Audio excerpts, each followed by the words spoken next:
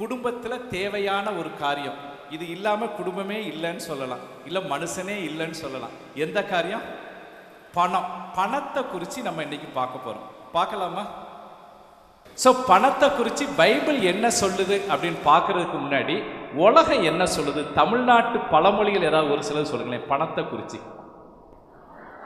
பணம் 10ம் செய்யுமா? எந்த 10? என்னென்ன 10 சொல்லுங்க. 1 2 3 4 5 எந்த 10 தெரியல. எந்த 10ன்னு தெரியல, ஆனால் 10ம் செய்யும் அப்படின்னா என்ன அர்த்தமா இருக்கும்? 10 காரியம் நமக்கு தெரியல, ஆனால் என்னவா இருக்கும்? எல்லாத்தையும் செய்யும். அது அடுத்த விஷயம். பொதுவாக 10 கவர்மெண்ட் நம்பரமாங்க. நம்ம விரலை பார்த்தா 10 விரல், கையில் 10 விரல், ஒரு கம்ப்ளீட் நம்பர், கவர்மெண்ட் நம்பரம்பாங்க. ஸோ ஒரு விதத்தில் சிஸ்டு சொன்னபடி எல்லாத்தையும் செய்யும். எல்லாம்னா என்ன? நன்மையும் செய்யும், தீமை செய்யும். இந்த பணம் பாவம் கிடையாது, இந்த 100 ரூபா நோட்டு பாவம் கிடையாது. ஆனால் இது பாவத்துக்கும் யூஸ் ஆகலாம், நல்லதுக்கும் நம்ம யூஸ் பண்ணிக்கலாம். அதான் இதை வச்சு நம்ம என்ன வேணாலும் செய்யலாம், எல்லாத்தையும் செய்யும். வேற என்ன பழமொழி இருக்கு? பணம் என்றால் பிணமும் வாயை திறக்கும். செத்த ஆளு கூட இதை காமிச்சு என்ன பண்ணிடலாம்? எழுப்பி விட்டுறலாம். ஸோ அந்த அளவு இதுக்கு என்ன இருக்குது? பவர் இருக்குது, பவர் இருக்கு. அதான் இது 100 ரூபா நோட்டு தான். ஒரு விதத்தில் ஒரு காகிதம் தான், ஒரு விதத்தில் இது ஒண்ணுமே இல்லை, ஒரு பேப்பர் தான், அவ்வளவுதான். ஒரு செவ்வக பேப்பர், 100 ரூபாய் தான், அவ்வளவுதான் இதுக்கு.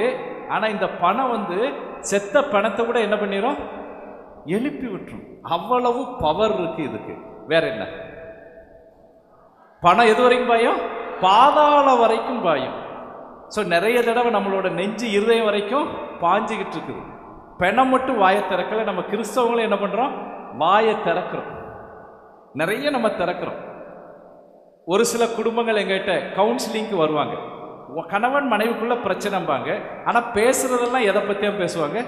இதை பற்றி தான் பேசுவாங்க. நகையை பற்றி பேசுவாங்க, அப்பா கொடுத்த பணத்தை குறித்து பேசுவாங்க, கடனை குறித்து பேசுவாங்க, ஒய்ஃபுக்கு ஹஸ்பண்டுக்கும் ஏடிஎம் கார்டை யார் வச்சிருக்கா, எதுக்கு செலவழிக்கிறோம், எதை வாங்கணும், எதை வாங்கக்கூடாது, பேச்செல்லாம் எதை பற்றி இருக்கும்? இதை பற்றி தான் இருக்கும். ஸோ பணம் நிறைய தடவை கணவன் மனைவிக்குள்ள பிரச்சனையை கொண்டு வரலாம். அப்பா பையனுக்கு நடுவில் என்ன கொண்டு வரலாம்? பிரச்சனையை கொண்டு வரலாம். அண்ணன் தம்பிக்கு நடுவில் பிரச்சனை கொண்டு வரலாம். நமக்கும் ஆண்டவருக்கும் நடுவில் பணம் பிரச்சனையை கொண்டு வருமா? கொண்டு வரும். ஸோ பிரதர் சொல்றாரு கொண்டு வருமா? ஒரு வசனத்தை எடுத்து நம்ம வாசிக்கலாம். என்ன அந்த வசனத்தை வாசிக்கிறதை விட அந்த உவமை இல்லை அந்த நிகழ்ச்சி நமக்கு தெரிஞ்ச நிகழ்ச்சி தான். அந்த தெரிஞ்ச நிகழ்ச்சியை நம்ம பார்க்க போகிறோம். மத்தேயு 19வது அதிகாரம் 21வது வசனத்திலிருந்து நான் உங்களுக்கு இந்த கதையை சொல்லிடுறேன். உண்மையான நிகழ்ச்சி. இயேசு கிறிஸ்து இருந்தப்ப அவரை நோக்கி ஒரு வாலிபன் வந்தான். வாலிபனோட மனசுல ஒரே சந்தோஷம். இயேசு கிறிஸ்து வந்திருக்கிறாரு, நான் போய் பரலோகத்துக்கு எப்படி போகணும் அப்படின்னு நான் கேட்க போறேன், அவர் வழியை சொல்லுவார், அதன்படி நடக்க போறேன் அப்படின்னு அந்த வாலிபன் வர்றான். ஸோ வந்த உடனே அந்த வாலிபன் இயேசு கிறிஸ்துகிட்ட கேட்குறாரு. இயேசு கிறிஸ்து மாதிரி ஒருத்தர் உட்கார்ந்துருக்கிறாரு, கேட்கலாமே. ஸோ இயேசு கிறிஸ்து கேட்குறாரு, ஆண்டவரே நான் நித்திய ஜீவன் போகணும், என்ன பண்ணணும்னு கேட்குறாரு. இயேசு கிறிஸ்து என்ன சொன்னார்? அப்போ உங்க பைபிள்ல இருக்கு என்ன சொன்னாரு? அதுக்கு முன்னாடி என்ன சொன்னாரு? எல்லா 10 கட்டளைகளையும் கற்பனைகளையும் கை கொள்ள அப்படின்னாரு. உடனே அவனுக்கு ஒரே சந்தோஷம், நான் இதை சின்ன பிள்ளையிலிருந்து பண்ணிட்டு இருக்கிறேனே, நான் தான் இதை எல்லாமே செஞ்சிட்டு இருக்கிறேனே அப்படின்ட்டு. உடனே இயேசு கிறிஸ்து அப்படி பார்த்தார். இப்ப என்ன சொன்னாரு? இந்த வசனத்தை நம்ம வாசிக்கலாம். 21வது வசனம். அதற்கு இயேசு, நீ பூரண சற்குணனா இருக்க விரும்பினால் போய் உனக்கு உண்டானவைகளை விற்று தரித்திரருக்கு கொடு, அப்பொழுது பரலோகத்தில் உனக்கு பொக்கிஷம் உண்டாயிருக்கும், பின்பு என்னை பின்பற்றி வா என்றார். ஓகே, இங்கே இயேசு கிறிஸ்துட்ட வந்த உடனே இயேசு கிறிஸ்து பார்த்தார், ஆமா எல்லா கட்டளை கற்பனைகளை நீ கை கொள்ற, சின்ன வயதுலேருந்து நீ யூதன் தான் இல்லை கிறிஸ்தவன் தான், ஆலயத்துக்கு போற, ஆனால் இந்த நித்திய ஜீவனத்துக்கு பரலோகத்துக்கு போன இன்னொரு வழி தாரே, என்ன செய்ய? நீ இருக்கிற எல்லாவற்றையும் விற்று என்ன பின்பற்றி வா, பரலோகத்திலையும் பொக்கிஷம் இருக்கும். ஸோ அவனோட ஆசையெல்லாம் எங்கே போகணும்? பரலோகம் போகணும். அதுக்காக தான் கேள்வியே கேட்டார். ஸோ இப்போ பரலோகத்துக்கு வழியை சொல்லியாச்சு. என்ன நடக்கணும்? ஒரு வழி தெரிஞ்சிருச்சு அப்படின்னு என்ன நடந்திருக்கணும்? ஆக்சுவலாக அவன் என்ன பண்ணியிருக்கணும்? எல்லாத்தையும் விட்டு சந்தோஷமாக பின்னாடி போயிருந்துருக்கணும். வா, பரலோகமே எனக்கு கிடைக்குது அப்படின்னு. ஆனா இங்க என்ன நடந்துச்சா? 22வது வசனம் என்ன சொல்லுது? அந்த வாலிபன் மிகுந்த ஆஸ்தி உள்ளவனாய் இருந்தபடியால் இந்த வார்த்தையை கேட்ட பொழுது துக்கம் அடைந்தவனாய் போய்விட்டான். அவ்வளவுதான். என்ன நடந்துச்சு? பரலோகம் வேணுமா பணமா அங்கும்போது அந்த வாலிபன் சூஸ் பண்ணது என்ன சொல்லுங்க? பணம். பைபிள் அதான் நமக்கு எழுதியிருக்குது. பரலோகம் வேணுமா பணம் வேணுமா அப்படின்னு அந்த வாலிபன் என்ன சொல்லிட்டா? எனக்கு என்னதான் வேணும்? பணம் தான். நமக்கு அதுக்கு பிறகு தெரியல அவன் வாழ்க்கையில் என்ன நடந்துச்சு, பரலோகம் போனானா இல்லையா, நித்திய ஜீவனுக்கு போனானா இல்லையா, ஆண்டவரை பின்பற்றினானா இல்லையா, நமக்கு தெரியாது. ஆனால் இந்த இடத்துல நமக்கு தெரியும் போது துக்கம் அடைந்து என்ன பண்ணிட்டான்? போயிட்டான். நான் போகிறேன், இது எனக்கு வேண்டாம், நான் போகிறேன். ஸோ இந்த பணம் 100 ரூபா தான் அப்படின்னு நினைக்கிறோம். ஆனால் இந்த பணம் நம்ம பரலோகம் போகிறதுக்கான வழியவே அடைக்கலாம். இந்த 100 ரூபா 500 ரூபாய் 1000 ரூபாய் இந்த பணம் பரலோகம் அங்கே இருக்குது, ஆண்டவர் அங்கே இருக்கிறாரு. என்ன அவருக்கு போகிற வழியவே என்ன பண்ணிடலாம்? இந்த பணம் அடைக்கலாம். இது ஒரு பெரிய தடைக்கல்லா இருக்கலாம். அவன் எப்படி துக்கம் அடைஞ்சு போயிட்டானோ அதே மாதிரி நம்மளும் ஆண்டவர் சொல்ற ஒரு சில காரியத்தை கேட்டு துக்கம் அடைந்து இந்த ஆண்டவர் எனக்கு வேணாம், இந்த சத்தியம் எனக்கு வேணாம், இந்த உலகத்தில் எனக்கு இந்த பணம் தான் முக்கியம், இந்த சொத்து தான் எனக்கு முக்கியம், இது இல்லாமல் நான் எப்படி வாழ்கிறது, எனக்கு பெண் குழந்தைகள் இருக்காங்க, எனக்கு அவங்கள காலேஜில் படிக்க வைக்கணும், நான் வயசான காலத்தில் யார் பாப்பா, இது எனக்கு தேவை. அவர் வேண்டாம், அவர் எனக்கு வேண்டாம், அவர் கொடுக்குற பரலோகமும் எனக்கு வேண்டாம். ஸோ இது வெறும் 100 ரூபா இல்லைங்க, இது வெறும் 100 ரூபா கிடையாது, இது 1 லட்சம் கிடையாது, இது ஏதோ 5 பவுன் நகை கிடையாது. 5 பவுன் நகைக்காக கணவனுக்கும் மனைவிக்கு அவ்வளோ பெரிய சண்டை, விவாகரத்தில் கொண்டு போய் முடிக்குது. 5 பவுன்னா 1 லட்சங்கிறோம், 1 லட்சம் விவாகரத்துக்கு போதுமானது. ஒரு சென்ட் நிலம் அண்ணனுக்கும் தம்பிக்கும் பிரவினையை உண்டாக்கும். 1 சென்ட் நிலம் போதும், அது மதிப்பு ஒருவேளை 50,000 வச்சுக்கோங்க, அவ்வளோதான். அண்ணனுக்கும் தம்பிக்கும் அப்பாவுக்கும் பையனுக்கும். ஒரு வாரம் நான் ஃபோனில் பேசிட்டு இருக்கேன், தெரிஞ்ச ஒருத்தர் அப்பா சிக்கு, பையன் ஆஸ்பத்திரி கூட்டு போகல, ஏன்னா காசு செலவழிக்க முடியாது, அப்பாவுக்கு காசு செலவழிக்க முடியாது. ஸோ அதனால் அப்பாவுக்கும் பையனுக்கும் பெரிய சண்டை. ஏன்னா ஒரு 10,000 20,000 செலவாகும், அதுக்கு சண்டை. ஸோ இந்த பணத்துக்கு நிறைய பவர் இருக்குது, நிறைய வல்லமை இருக்குது, நிறைய மகிமை இருக்குது. அதனால தான் நம்ம இதை கொண்டாடிக்கிட்டு இருக்கிறோம். அதனால தான் இயேசு கிறிஸ்துவும் அழகா இன்னொரு வசனத்தை சொல்றாரு. 6:24 மத்தேயுல 6:24, 2 எஜமான்களுக்கு ஊழியம் செய்ய ஒருவனாலும் கூடாது. 2 எஜமானுக்கு ஊழியம் செய்ய முடியாது. ஒருவனை பகைத்து ஒருவனை பகைக்கணும், மற்றவனை சிநேகிப்பான், மற்றவனை சிநேகிப்பான், அல்லது ஒருவனை பற்றிக்கொண்டு மற்றவனை அசட்டை பண்ணுவான். யாருப்பா இந்த 2 பேரு? 2 பேரை கம்பேர் பண்றோம்னா, நானும் ஒரு டாக்டரோட தான் என்னை பொதுவாக கம்பேர் பண்ணுவேன், இல்லை ஒரு ஊழியக்காரர் இன்னொரு ஊழியக்காரரோட கம்பேர் பண்ணுவார், இல்லை 10th படிக்கிற ஒரு பையன் இன்னொரு 10th படிக்கிற பையனோட தான் கம்பேர் பண்ணுவான், +2 படிக்கிற பொண்ணு இன்னொரு கிளாஸ்மேட்டோட தான் கம்பேர் பண்ணும். ஸோ இங்கே இயேசு கிறிஸ்துவ 2 பேரை கம்பேர் பண்ணுறாரு. 2 பேரும் கிட்டத்தட்ட எப்படி இருக்கிற மாதிரி இருக்குது, ஈக்குவல் பவர் மாதிரி இருக்குது எனக்கு. அந்த 2 பேர் யாரு? கடைசி காரியம் தேவனுக்கும் உலக பொருளுக்கும் ஊழியம் செய்ய உங்களால் கூடாது. அந்த 2 காரியம் என்ன? ஒன்று யாரா? தேவன், இன்னொன்று எதுவா? ஆஹா, இது 100 ரூபா தான். ஆனால் இங்கே இயேசு கிறிஸ்து எந்த 2 பேருக்கு கம்பேர் பண்ணுறாரு? இந்த பணத்துக்கும் ஆண்டவருக்கும் தேவனுக்கும். இதுக்கு அவ்வளவு பவர் இருக்குயா, அவ்வளவு பவர் இருக்குது. ஸோ சாதாரண காரியம் கிடையாது. ஸோ தேவனுக்கு ஈக்குவலாக ஒருத்தங்களை கம்பேர் பண்ணி பேசுகிறோம்.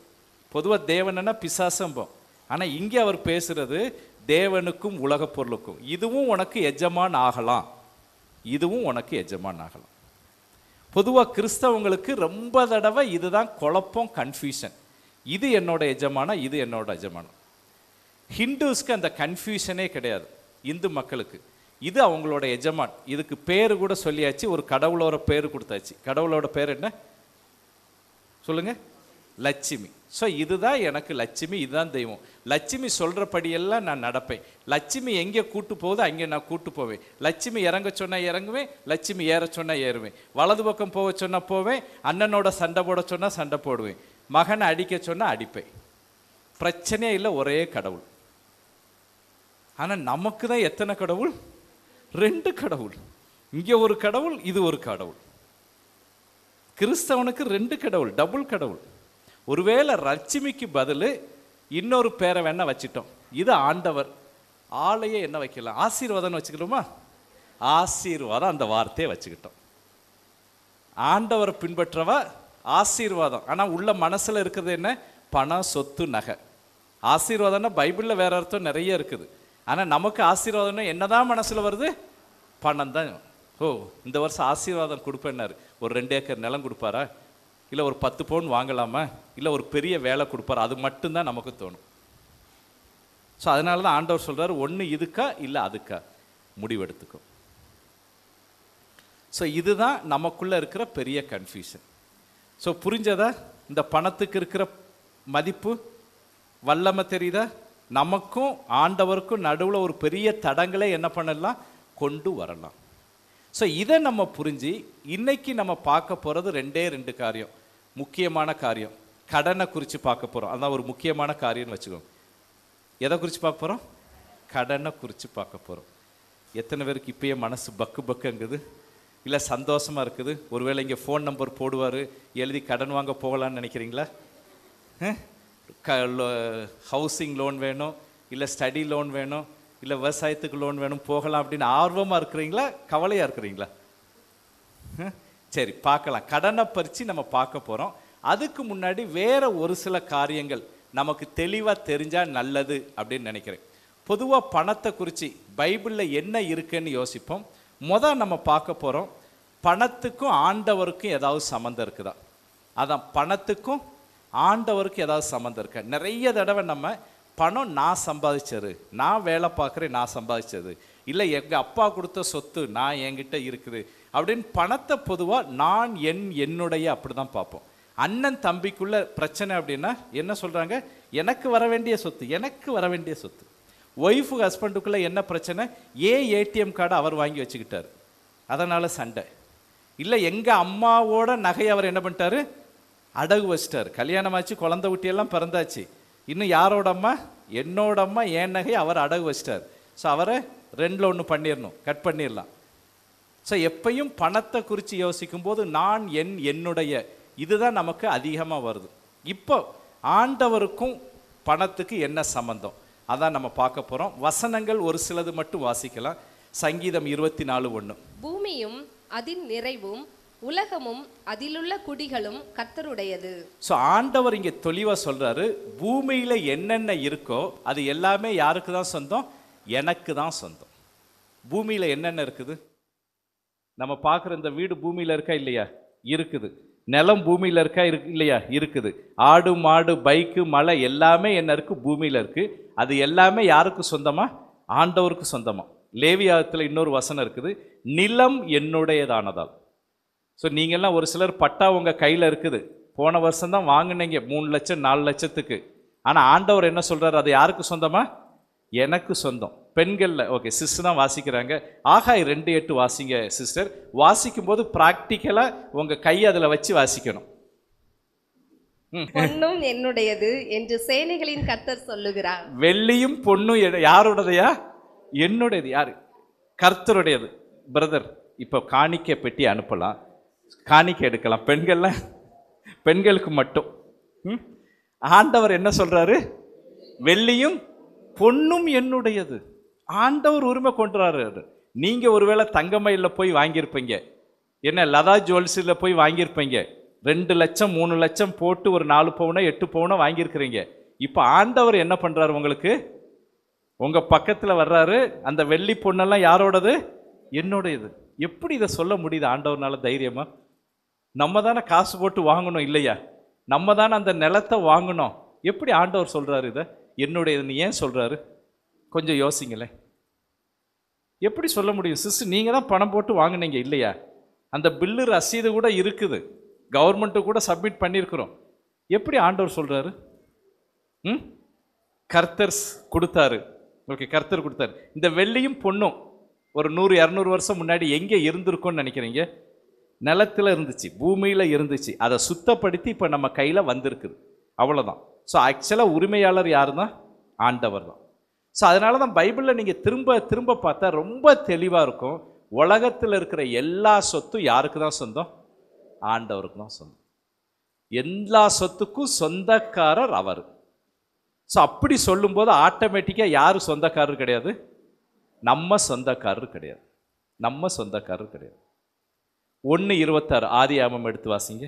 பின்பு தேவன் நமது சாயலாகவும் நமது ரூபத்தின்படியேயும் மனுஷனை உண்டாக்குவோமாக, அவர்கள் சமுத்திரத்தின் மச்சங்களையும் ஆகாயத்து பறவைகளையும் மிருக ஜீவன்களையும் பூமி அனைத்தையும் பூமியின் மேல் ஊறும் சகல பிராணிகளையும் ஆளக்கடவர்கள் என்றார். ஸோ இங்கே ஆண்டவர் படைச்சாரு, எல்லாத்துக்கும் சொந்தக்காரர் ஆண்டவர். ஆனால் இங்கே ஆண்டவர் என்ன பண்ணுறாரு? மனுஷன் கையில் அதை என்ன பண்ணுறாரு? கையில் கொடுக்குறாரு. நீ ஆண்டு கொள்ளுகோ, நீ ஆண்டுகொள், அவ்வளோதான். ஒரு பொறுப்பை என்ன பண்ணுறாரு? ஆண்டவர் கொடுக்குறாரு. அவர் சொந்தக்காரர் யாரு? இவர் ஆண்டவர். கையில் யாருக்கு கொடுக்கப்பட்டது? பொறுப்பு கொடுக்கப்பட்டது. இதை மத்தேயுலையும் நிறைய இடத்துல இயேசு கிறிஸ்து சொல்லுவார். உதாரணத்தோட கதையோட சொல்லுவார். ஒரு எஜமான் இருந்தார், வெளியே போகும்போது என்ன பண்ணார்? ஊழியக்காரன் கையில் பொறுப்பை கொடுத்துட்டு போனார். ஸோ இந்த ஆண்டவர் இந்த பொறுப்பை கொடுத்தாரு அப்படின்னா இது யாருக்கு சொந்தம்? அவருக்கு தான் சொந்தம். இவர் கையில் கொஞ்ச நாள் கொடுக்கப்பட்டது. ஒன்றும் இல்லை, என் கையில் இப்போ மைக் இருக்குது, இது அடுத்த 1 மணி நேரம் யூஸ் பண்ணுறதுக்கு கொடுத்தாங்க. போகிறப்ப அப்படி மெதுவாக போக முடியுமா? முடியாது. இது யாருக்கு சொந்தம்? இங்கே இந்த சபைக்கு சொந்தம். 1 மணி நேரம் நான் என்ன பண்ணணும்? யூஸ் பண்ணணும், அவ்வளோதான். யூஸ் பண்ணிக்கோ. நல்லா 1 மணி நேரம் இதை வச்சு என்ன பண்ணணுமோ பண்ணு, என்ன பேசணுமோ பேசு, யூஸ் பண்ணிக்கோ, உபயோகப்படுத்திக்கோ. அதுதான் நமக்கு தெரிய வேண்டிய காரியம். ஸோ நம்ம சொத்துக்கு என்ன கிடையாது? சொந்தக்காரங்க கிடையாது. அப்பாடா, பட்டா கிட்டா எல்லாம் இன்னைக்கு வரும்னு நினைக்கிறீங்க. ஸோ சொந்தக்காரர் யார் தான்? ஆண்டவர் தான், இயேசு கிறிஸ்து தான், தேவன் தான். என் நகையாக இருக்கட்டும், ஆடாக இருக்கட்டும், மாடாக இருக்கட்டும், பணமாக இருக்கட்டும், எஃப்டியில் இருக்கிறதா இருக்கட்டும், எல்லாத்துக்கும் சொந்தக்காரர் ஆண்டவர். ஆனால் அந்த ஆண்டவர் என்ன பண்ணார்? பொறுப்பை கொஞ்ச நாளைக்கு கொடுத்துருக்கிறார். அது நகையாக இருக்கலாம், நிலமாக இருக்கலாம், என்ன பீரோவாக இருக்கலாம், என்னவாக இருக்கலாம், அதை கொடுத்துருக்கிறார். இது நமக்கு தெளிவாக தெரியும். அதனால தான் நம்மளை பொதுவாக சொல்லுவாங்க உக்கிரானக்காரன் அப்படின்னா மேனேஜர்ன்னு சொல்லலாம், இல்லை பொறுப்பாளி அப்படின்னு சொல்லலாம், இல்லை ஸ்டுவர்ட்ஸ் அப்படின்னு சொல்லலாம். ஒரு ஜஸ்ட் மேனேஜ் பண்ணுறதுக்கு, அவ்வளோதான். ஒரு சிலர் நீங்கள் ஆஃபீஸில் கவர்மெண்ட்லேயே எங்கேயாவது ஒர்க் பண்ணலாம். அப்போ உங்களுக்கு தெரியும், உங்களை நம்பி லேப்டாப் கொடுத்துருக்காங்க, உங்களை நம்பி ஏதோ செல்ஃபோன் கொடுத்துருக்காங்க, பைக்கு கொடுத்துருக்காங்க. ஆனால் நீங்கள் என்ன கிடையாது? அதுக்கு சொந்தம் கிடையாது. நீங்கள் யூஸ் பண்ணிக்கோங்க, ஆஃபீஸ் ஒர்க்குக்காக யூஸ் பண்ணுங்கள். அந்த பீரோவை ஆஃபீஸ் ஒர்க்குக்காக யூஸ் பண்ணுங்கள். பேனாவை, பென்சில், சேர், டேபிள் எல்லாத்தையும் யூஸ் பண்ணுங்கள். ஆனால் உங்களுக்கு அதை விற்கவோ இல்லை அதை உங்களோட சொந்த நலத்துக்கு என்ன பண்ணவே முடியாது? யூஸ் பண்ணவே முடியாது. இது நமக்கு தெளிவாக தெரியணும். உங்கள் கையில் இருக்கிற பணம் அது வெறும் பணம் இல்லை, நிலமாகவும் இருக்கலாம், பொண்ணாகவும் இருக்கலாம், பொருளாகவும் இருக்கலாம். சொந்தக்காரர் யார் தான்? ஆண்டவர் தான். நம்மளை யார் தான்? பொறுப்பாளிகள், அவ்வளோதான். இது நமக்கு தெரிய வேண்டிய ஒரு முக்கியமான சத்தியம். நம்ம கையில் கொடுக்குறார். இதுதான் சங்கீதம் 34 தெளிவாக இருக்குது. ஆண்டவர் வாசிக்கிறீங்களா சிஸ்டர்? 34. கர்த்தருடைய பரிசுத்தவான்களே, அவருக்கு பயந்திருங்கள், அவருக்கு பயந்தவர்களுக்கு குறைவில்லை. அடுத்து 10வது வசனமும், சிங்கக்குட்டிகள் தாழ்ச்சியடைந்து பட்டினியாயிருக்கும், கர்த்தரை தேடுகிறவர்களுக்கோ ஒரு நன்மையும் குறைவுபடாது. ஸோ எல்லாத்துக்கும் சொந்தக்காரர் ஆண்டவர். ஆனால் அந்த ஆண்டவர் என்ன பண்ணுறாரா? பயந்தவங்களுக்கு கொடுக்குறாரு, தன்னை நம்பினவங்களுக்கு கொடுக்குறாரு, தேடுறவங்களுக்கு கொடுக்குறாரு, தன்னோட பிள்ளைகளுக்கு கொடுக்குறாரு. ஸோ தேவன் சுயநலமாக எனக்கு தான் எல்லாம் அப்படின்னு அவர் இல்லவே இல்லை. அவர் என்ன பண்ணிகிட்டே இருக்கிறாரு? கொடுத்துக்கிட்டே இருக்கிறாரு. ஒன்றும் இல்லை, இப்போ உங்கள் கையில் கொஞ்சம் சொத்து இருக்குது, உங்கள் கழுத்தில் கொஞ்சம் நகை இருக்குது, அது யாருக்கு சொந்தம்? உங்கள் காலத்துக்கு பிறகு யாருக்காக தான் வச்சிருக்கிறீங்க? பிள்ளைகளுக்கு. இவ்வளவு பாவப்பட்ட நீங்களே உங்கள் பிள்ளைக்கு சேர்த்து வைக்கும்போது ஆண்டவர் அவருக்குன்னு வச்சுக்கிடுவாரா? வைக்க மாட்டார். அது யாருக்கு தான் சொந்தம்? பிள்ளைகளுக்கு தான் சொந்தம். நம்மளே போகும்போது பட்டாவை என் கூட எரிச்சிருங்கன்னு சொல்லுவீங்களா? இல்லை, என் பொண்ணுக்கு, என் பையனுக்கு அப்படின்ட்டு கரெக்டாக வச்சிருக்கிறோம். ஸோ அதே மாதிரி ஆண்டவர் என்ன பண்ணுவார்? தன்னோட பிள்ளைகளுக்கு கொடுக்கறதுக்காக வச்சிருக்கிறார். தன்னோட பிள்ளைகளுக்கு கொடுக்குறார். அதையுமே உங்களுக்கு ஒரு தைரியம் வேணும். இப்போ உங்கள் பிள்ளை இருக்குது அப்படின்னா உங்கள் பிள்ளை கவலைப்படவே தேவையில்லை அடுத்த நேரம் சாப்பாடை குறித்து, இல்லையா? ஒரு 5 வயசு பிள்ளை உங்களுக்கு இருக்குது, அடுத்த நேரம் சாப்பாடு கவலைப்படணுமா? கவலைப்படவே தேவையில்லை. யார் கொடுப்பா? அம்மா கொடுப்பாரு, அப்பா கொடுப்பாங்க. கவலைப்படவே வேண்டாம். அதே மாதிரி தான் நம்மளும் நம்மளோட தேவைகளுக்கு நம்ம என்ன பண்ண வேண்டாம், கவலைப்பட வேண்டாம். யார் கொடுத்துக்கிட்டே இருக்கிற? தேவன் கொடுத்துக்கிட்டே இருப்பார். ஸோ அது இல்லாததுனால தான் நிறைய தடவை நம்ம என்ன பண்ணுறோம், தனக்குன்னு சேர்த்து வச்சுக்கிறோம், எடுத்து வச்சுக்கிறோம். கொஞ்ச நாள் முன்னாடி ஒரு வீட்டுக்கு போயிருந்தேன். ஒரு அம்மா வந்து டேபிளில் சிக்கன் வச்சுருந்தாங்க. ஒரு 7-8 பொரிச்ச பீஸ். அவங்க ஒரு 5 வயசு பிள்ளை இருந்து அந்த சிக்கனை சாப்பிட்டுச்சு. கொஞ்ச நேரம் கழிச்சு அந்த அம்மா பையன் கையில் இருக்கிற சிக்கனை படார்னு பிடுங்கி அந்த முழு பாக்ஸையும் எடுத்து உள்ளே கொண்டு போயிட்டாங்க. அம்மா தான் கொடுத்தாங்க. அம்மா அதுக்கு பிறகு எடுத்தாங்க. ஏன் எடுத்தாங்க? என்ன அளவுக்கு மிஞ்சி அவன் என்ன பண்ணிட்டான், சாப்பிட்டுட்டு இருக்கான். அளவுக்கு மிஞ்சி சாப்பிட்டா என்ன நடக்கும்? வயிற்றுக்கு நல்லது இல்லை. ஸோ கொடுத்த அம்மாவே என்ன பண்ணியாச்சு, பிடுங்கிட்டு போயாச்சு. இதே மாதிரி தான் ஆண்டவர். கொடுக்குற தெய்வம் என்ன பண்ணுவாரா? 1:21 யோபுல வாசிக்கலாமா? நிர்வாணியாய் என் தாயின் கற்பத்திலிருந்து வந்தேன், நிர்வாணியாய் அவ்விடத்துக்கு திரும்புவேன். கர்த்தர் கொடுத்தார், கர்த்தர் எடுத்தார். அவ்வளவுதான். கர்த்தருக்கு சோஸ்திரம். கொடுக்கிற தெய்வம் கூரையை பிச்சிட்டு கொடுக்கலாம், எடுக்கிற தெய்வம் கூரையோட எடுத்துட்டு போகலாம். இந்த சத்தியம் தான் நிறைய தடவை நமக்கு தெரிய மாட்டேங்குது. கொடுப்பாரு கொடுப்பாரு கொடுப்பாரு, அதோட நிப்பாட்டிக்கிறோம். கொடுக்கிற தெய்வம் என்ன பண்ணுவாரு? எடுக்கவும் செய்வார், எடுக்கவும் செய்வார். ஏன்னா நிறைய தடவை நம்ம வீட்டிலேயே நடக்கும்.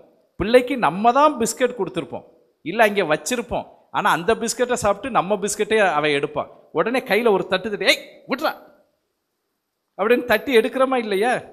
நல்லதுக்காக நம்ம செய்கிறோம். அவனுக்கு அது போதும். அன்னைக்கு அவனுக்கு அது போதும், அதுக்கு மேலே வேண்டாம். நாளைக்கு நான் உனக்கு கொடுப்பேன்டா பிஸ்கட்டை, எடுத்து வைக்க வேண்டாம். அதனால தான் எடுத்து வச்சுக்கிறார் ஆண்டவர்.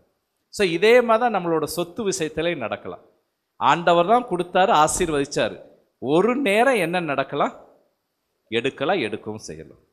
அதுவும் நமக்கு ரெடியாக இருக்கணும். அதனால தான் ஆண்டவரை சகல அதிகாரம் படைத்தவர் அப்படின்னு சொல்கிறோம். அவருக்கு சகல அதிகாரமும் இருக்குது. கொடுக்கிற தெய்வம் எடுக்கவும் செய்வார். ஸோ ஆண்டவரை பற்றி ஓரளவு நமக்கு தெரிஞ்சதா? ஸோ எல்லா சொத்துக்கும் சொந்தக்காரர் யார்? ஆண்டவர் தான், கர்த்தர் தான். அவர் என்ன பண்ணுவார்? நமக்கு கொடுப்பார். கொடுக்கிற தெய்வம் என்னவும் பண்ணுவார்? எடுக்கவும் செய்வார். அதை தான் சொல்கிறதுக்கு நமக்கு கஷ்டமாக இருக்கும். அதான் சகல அதிகாரம். அவருக்கு பவர் இருக்குது. கொடுக்குற தெய்வத்துக்கு எடுக்கவும் பவர் இருக்குது. கொஞ்சம் பக்கத்தில் உள்ளவங்களை பார்த்து சொல்லிடுங்களேன் இந்த 3 பாயிண்ட்டையும். ஆண்டவர் தான் உன் சொத்துக்கெல்லாம் சொந்தக்காரர். நகையெல்லாம் இருந்துச்சுன்னா அதை பார்த்து சொல்லுங்கள். வீடெல்லாம் தெரியும், அவர் வீடு பட்டாலாம் இருக்குன்னு அதையும் சேர்த்து சொல்லுங்கள். அதுக்கு சொந்தக்காரர் ஆண்டவர் தான். அவர் தான் உங்களுக்கு கொடுத்தாரு. கொடுத்த தேவன் என்னவும் பண்ணுவார்? அவருக்கு சகல அதிகாரமும் இருக்குது. புரிஞ்சது? இப்பயே பயம் ஆரம்பிச்சிருச்சேன்னு நினைக்கிறேன் மனசுல. ஆமாங்கிறாங்க. எப்போ எடுக்க போறாரோ, இந்த மெசேஜ் முடிவில் எடுப்பாரா இருக்கும். ஓகே, அடுத்து நம்மளை பற்றியும் கொஞ்சம் தெரிஞ்சுக்கிட்டா நல்லது. ஸோ இவர் சொந்தக்காரரே கிடையாது. இவர் என்ன கிடையாது? பணத்துக்கோ சொத்துக்கோ என்ன கிடையாது? சொந்தக்காரர் கிடையாது. ஆனால் இன்னொரு வார்த்தை சொல்லலாம், பொறுப்பாளி. அதான் ஸ்டுவர்ட்ஸ் அப்படின்னு சொன்னேன். எப்பயுமே ஒரு பொறுப்பு கொடுத்தா அதுக்கு என்ன கொடுக்க வேண்டியிருக்கும்? கணக்கும் கொடுக்க வேண்டியிருக்கும். பொதுவாக நம்ம நிறைய பேர் ஒர்க் பண்ணுறவங்க ஆஃபீஸில் ஏதாவது வாங்குகிறோம், பணத்தை வாங்குகிறோம். அதுக்கு பிறகு என்ன பண்ணணும்? நம்ம பில்லு கொடுக்கணும். கவர்மெண்ட்டுக்கே மார்ச் ஏப்ரலில் கேட்குறாங்க, வேணும்னு கேட்குறாங்க. ஸோ நம்ம பொறுப்பாளிகள் கணக்கு கொடுக்க வேண்டியிருக்கும். அதான் தெளிவாக ரோமர் 14:12 சொல்லியிருக்கு, ஒவ்வொருத்தரும் கணக்கு கொடுக்கணும். ஒவ்வொருத்தரும் கணக்கு கொடுக்கணும். ஸோ நம்மகிட்டே ஆண்டவர் கொடுத்துருக்காரு, நிலத்தை, நகையை, பணத்தை கொடுத்துருக்கிறாரு. நம்ம என்ன பண்ண வேண்டியிருக்கும்? கணக்கு கொடுக்க வேண்டியிருக்கும். கணக்கு கொடுக்கறது மட்டும் இல்லை, எப்படி கொடுக்கணும் அப்படின்னு பார்க்கலாம். 1 கொரிந்தியர் 4:2 அந்த கணக்கு கொடுக்கறதுல மேலும் உக்கிரானக்காரன் உண்மை உள்ளவன் என்று காணப்படுவது அவனுக்கு அவசியமா? எப்படி இருக்கணுமா? இவன் உண்மையா இருக்கணும். இந்த உண்மை என்ன அப்படின்னா கொஞ்சம் நமக்கு தெரியாம இருக்கும். எல்லாருமே எடுத்துக்கலாம். லூக்கா 16வது அதிகாரம் 10வது வசனம். யாராவது ஓகே வாசிங்க. கொஞ்சத்திலே உண்மை உள்ளவன் அநேகத்திலும் உண்மை உள்ளவனாய் இருக்கிறான், கொஞ்சத்திலே அநீதி உள்ளவன் அநேகத்திலும் அநீதி உள்ளவனாய் இருக்கிறான். ஸோ எந்த விஷயத்துல உண்மை இருக்கணுமா? எந்த விஷயம்? கொஞ்சம். பண விஷயத்துல கொஞ்சம்னா எவ்வளவு சொல்லுங்க? எவ்வளவு? 1 ரூபா. ஓகே, பிரதர் சொல்றாரு 1 ரூபாயில கூட எப்படி இருக்கணும்? உண்மையா இருக்கணும். கொஞ்சத்திலேயே உண்மை. அதுதான் 1 ரூபா. நிறைய தடவை ஆடிட்டர் வரும்போது 999 ரூபாய்க்கு கணக்கு இருக்குது. 1 ரூபாய்க்கு கணக்கு இல்லைனாலும் உட்காந்து பார்ப்பாங்க. 1 ரூபாயும் முக்கியம். எனக்கு தெரியும், ஒரிசால இருக்கும்போது ஆடிட்டர் வருவார், ஏதோ ஒரு 1500 ரூபா குறையும், அவ்வளோதான். அது எத்தனையோ லட்சத்தில் 1500 பிரச்சனையே கிடையாது. ஆனால் அதுக்கு திருப்பிக்கிட்டே இருப்பாங்க. அதுக்கு 10 மணி நேரம் ஒர்க் பண்ணுவாங்க. அந்த வவுச்சர் எங்கே போச்சு, இல்லை அந்த பில்லு எங்கே போச்சு அப்படின்னு. ஸோ அந்த கொஞ்சத்தில் கூட எப்படி இருக்கணும், உண்மையாக இருக்கணும். எங்கள் ஆஸ்பத்திரியில் எங்கள் டாக்டர் சொல்லுவார், டாக்டர் ஆஸ்பத்திரியிலேருந்து ஒரு பேராசிட்டமால் எடுத்து அவருக்காக சாப்பிட்டாலும் உண்மை இல்லை. பேராசிட்டமால் 50 காசு, அவ்வளோதான். அதுமாதிரி அதே டாக்டர் சொல்லுவார், ஆஃபீஸ் பேப்பர் இருக்குது ஆஃபீஸில், ஒரு பேப்பரை என்னோட சுயத்துக்காக யூஸ் பண்ணாலும் உண்மை கிடையாது. ஏன்னா கவர்மெண்ட் அது கொடுக்கப்பட்ட பர்பஸே வேறு யாருக்கும் அப்ளிகேஷன் எடுக்க, பிரிண்ட் அவுட் எடுக்க. நான் என்ன பண்ணுவேன், அப்பப்போ அரைக்குயரை எடுத்துகிட்டு வீட்டுக்கு கொண்டு வந்துடுவேன், அப்பப்போ கவரை கொண்டு வருவேன். இதான் சொல்லுவாங்க, ஜோக்கா சொல்லுவாங்க, ஒரு பையன் ஸ்கூலில் திருடிட்டானா, பக்கத்தில் உட்கார்ந்துருக்கிற பையன்கிட்ட ஒரு பென்சிலை திருடிட்டு வந்துட்டான். டீச்சர் சொல்லிவிட்டாங்க. அப்பா பையனை பார்த்து சொல்கிறாரு, ஏன்டா அங்கே திருடினேன்? நான் சொன்னேன், நான் கவர்மெண்ட் ஆஃபீஸில் ஒர்க் பண்ணுறேன், அங்கேருந்து நான் எத்தனையோ பென்சில் எடுத்து வந்திருக்கலாமே, நான் எங்கேருந்து எடுத்து வந்திருக்கலாம், என் ஆஃபீஸ்லேருந்து எடுத்து வந்திருக்கலாம். அப்பாவும் என்ன பண்ணுறாரு, திருடுறாரு. சின்ன திருட்டு இல்லைடா, என்னை மாதிரி பெரிய திருட்டு பண்ணுடான்னு சொல்லி கொடுக்குறாரு. ஸோ சின்னத்திலையும் கொஞ்சத்திலையும் எப்படி இருக்கணும், உண்மையாக இருக்கணும். 12வது வசனம் வாசிங்க சிஸ்டர். அதுலேயே 16, 12 தான். வேறொருவனுடைய காரியத்தில் நீங்கள் உண்மையுள்ளவர்களா இராவிட்டால் உங்களுக்கு யாதொன்றை சொந்தமாக கொடுப்பவர் யார்? ஓகே, யாரோட காரியத்தில் உண்மையாக இருக்கணும்? பண விஷயத்தில் வேறொருடைய காரியம். வேறொருடைய காரியம்னா என்ன? இப்போ இது இவரோட பணம் வச்சிருக்காரு, வேறொருடைய காரியம்னா என்ன? வேறொருவர்னா யார் யார் நேம் பண்ணுங்க. அண்ணனோட பணம், தம்பியோட பணம், சர்ச்சோட பணம், கவர்மெண்ட்டோட பணம், ஒருவேளை நான் ஸ்கூலில் ஒர்க் பண்ணுறேன், ஸ்கூலோட பணம், காலேஜில் ஒர்க் பண்ணுறேன், காலேஜோட பணம் அப்படின்னு எடுத்துக்கலாமா? அதுதான். ஒவ்வொரு சமயம் என்ன பண்ணுவோம்னா, நம்மளோட பணத்தை எண்ணி எண்ணி செலவழிப்போம். அடுத்தவங்களோட காசுலன்னு என்ன பண்ணுவோம், நல்லா நினச்சபடி சாப்பிடுவோம். என் கதையை சொல்கிறேன், கேட்குறீங்களா? என் கதை தான் அது. உங்கள் கதையா என்னன்னு எனக்கு தெரியாது, ஆனால் இது என் கதை. ஒரிசாவில் நான் இருக்கும்போது ஆஸ்பத்திரியில் நான் வேலை செஞ்சேன். ஒவ்வொரு புதன்கிழமையும் நாங்கள் பர்ச்சேசிங்க்கு வெளியே போவோம், ஒரு 40 கிலோமீட்டர் தள்ளி, இங்கேருந்து விருதுநகர்னு வச்சுக்கோங்களேன். அங்கே தான் நிறைய திங்ஸ் இருக்குது, வாங்க போவோம். ஸோ நான் ஆஸ்பத்திரி வண்டியில் போவேன், அங்கே எல்லாம் பர்ச்சேஸ் பண்ணுவேன். நடுவில் தண்ணி தேவைப்படும், ஒரு கூல்ட்ரிங்க்ஸ் பாக்ட்டு 1 லிட்டர் வாட்டர் வாங்குவேன், குடிப்பேன். அது பிறகு பார்ப்பேன், அங்கே ஜெய்ப்பூர் ஹோட்டல்னு நல்ல ஃபேமஸ் ஹோட்டல், மட்டன் பிரியாணி சாப்பிடுவேன், 140 ரூபா. ஒரு சிக்கன் ஃப்ரை ஒரு 50-60 ரூபா, 200 ரூபாய்க்கு சாப்பிடுவேன். பில்லை கொடுப்பேன், அவங்க எனக்கு காசு கொடுப்பாங்க. இதுதான் எங்களோட ஆஸ்பத்திரியோட பழக்கம், போய் செய்வேன். அடுத்து ஞாயிற்றுக்கிழமை என்னோடய ஒய்ஃபு ஹேனா சொன்னாங்க, நம்ம வீட்டுக்கு ஜாமான் வாங்கணும் அப்படின்னு. ஸோ நான் நேராக ஜெய்ப்பூருக்கு பஸ் ஏறினேன். போகும்போதே வீட்டுக்கார அம்மாட்ட சொன்னேன், 1 லிட்டர் தண்ணி பாட்டில் கொடுமா. தண்ணி பாட்டிலை எடுத்துகிட்டு போனேன். பர்ச்சேசிங் எல்லாம் முடித்தேன். 1 மணி ஆச்சு, பசிச்சிச்சு. அப்படியே நடந்து போனேன். ஒரு இடத்துல இருந்துச்சு அளவு சாப்பாடு 45 ரூபா. நேராக போய் அளவு சாப்பாடு 45 ரூபாய் சாப்பிட்டுட்டு வெளியே வந்தேன். வீட்டுக்கு வந்துட்டேன் சாயந்தரம். நான் செஞ்சது ரைட்டா தப்பா? ஓ, நம்ம எல்லாருமே அப்படி தான் செய்கிறோங்கிறீங்களா? நான் செஞ்சது ரைட்டா தப்பா? இல்லைன்னா உங்கள் பக்கத்திலே மைக்கை கொண்டு வருவேன், நான் மோசமான ஆள். நான் செஞ்சது ரைட்டா தப்பா? தப்பு. ஏன் தப்பு சிஸ்டர்? நான் தப்பாக பில்லே போடல. 200 ரூபாய்னா 200 ரூபாய்க்கு தான் நான் கொடுத்தேன். ஸோ 45 ரூபாய் ஏன் காசுன்னா என்ன யோசிக்கிறேன், அது ஏன் காசு. 200 ரூபாய்னா அது யார் காசு? ஆஃபீஸ் காசு. ஆனால் முதலே பார்த்தோம், எல்லாத்துக்கும் சொந்தக்காரர் யாரு? ஆண்டவர் தான். அந்த சொந்தக்காரர் ஏன் காசானாலும் அவர் தான் சொந்தக்காரரு. கவர்மெண்ட் காசோ ஆஃபீஸ் காசோ அவர் தான் சொந்தக்காரர். அதை விட்டுட்டு இப்போ என்ன பண்ணுறேன், ஏன் காசை சிக்கனமாக பார்க்குறேன். கவர்மெண்ட்ஸ் காசையோ இல்லை ஆஃபீஸ் காசையோ என்ன பண்ணுறேன், ஏன் இஷ்டத்துக்கு செலவழிக்கிறேன். அதனால் இது தப்பு. ஒருவேளை உங்களில் ஒரு சிலருக்கு நீங்கள் யோசிக்கலாம், தயவு செய்து யோசிங்க. உங்களோட பணத்தை எப்படி செலவழிக்கிறீங்க, அடுத்தவங்களோட பணத்தை எப்படி செலவழிக்கிறீங்க.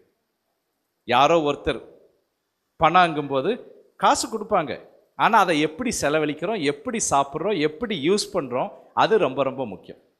வேறொருவனுடைய காரியத்தில் உண்மை இல்லாவிட்டால் உன்னை நம்பி யாரும் எதுவும் கொடுக்க முடியாது. 10 வருஷம் 12 வருஷம் நடுவில் எந்த வசனத்தை விட்டோம்? 11வது வசனத்தை விட்டோம். ஸோ அதை ஒரு தடவை வாசிக்கலாம். அநீதியான உலக பொருளை பற்றி நீங்கள் உண்மையாய் இராவிட்டால் யார் உங்களை நம்பி உங்களிடத்தில் மெய்யான பொருளை ஒப்புவிப்பார்கள்? ஓகே, இங்கே கேள்வியோட முடியுது. ஆனால் கேள்வி இல்லாமல் ஒரு பதில் கொடுக்க போறீங்க. திரும்ப இந்த வசனத்தை வாசிக்கலாம், கேளுங்க. பதிலோட முடிக்க போறீங்க. அநீதியான உலக பொருளை பற்றி நீங்கள் உண்மையாய் இராவிட்டால் யார் உங்களை நம்பி உங்களிடத்தில் மெய்யான பொருளை ஒப்புவிப்பார்கள்? யார் ஒப்புவிப்பார்கள்?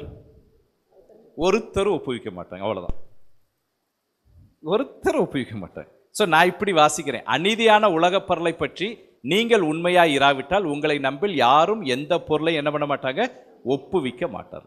ரொம்ப தெளிவு.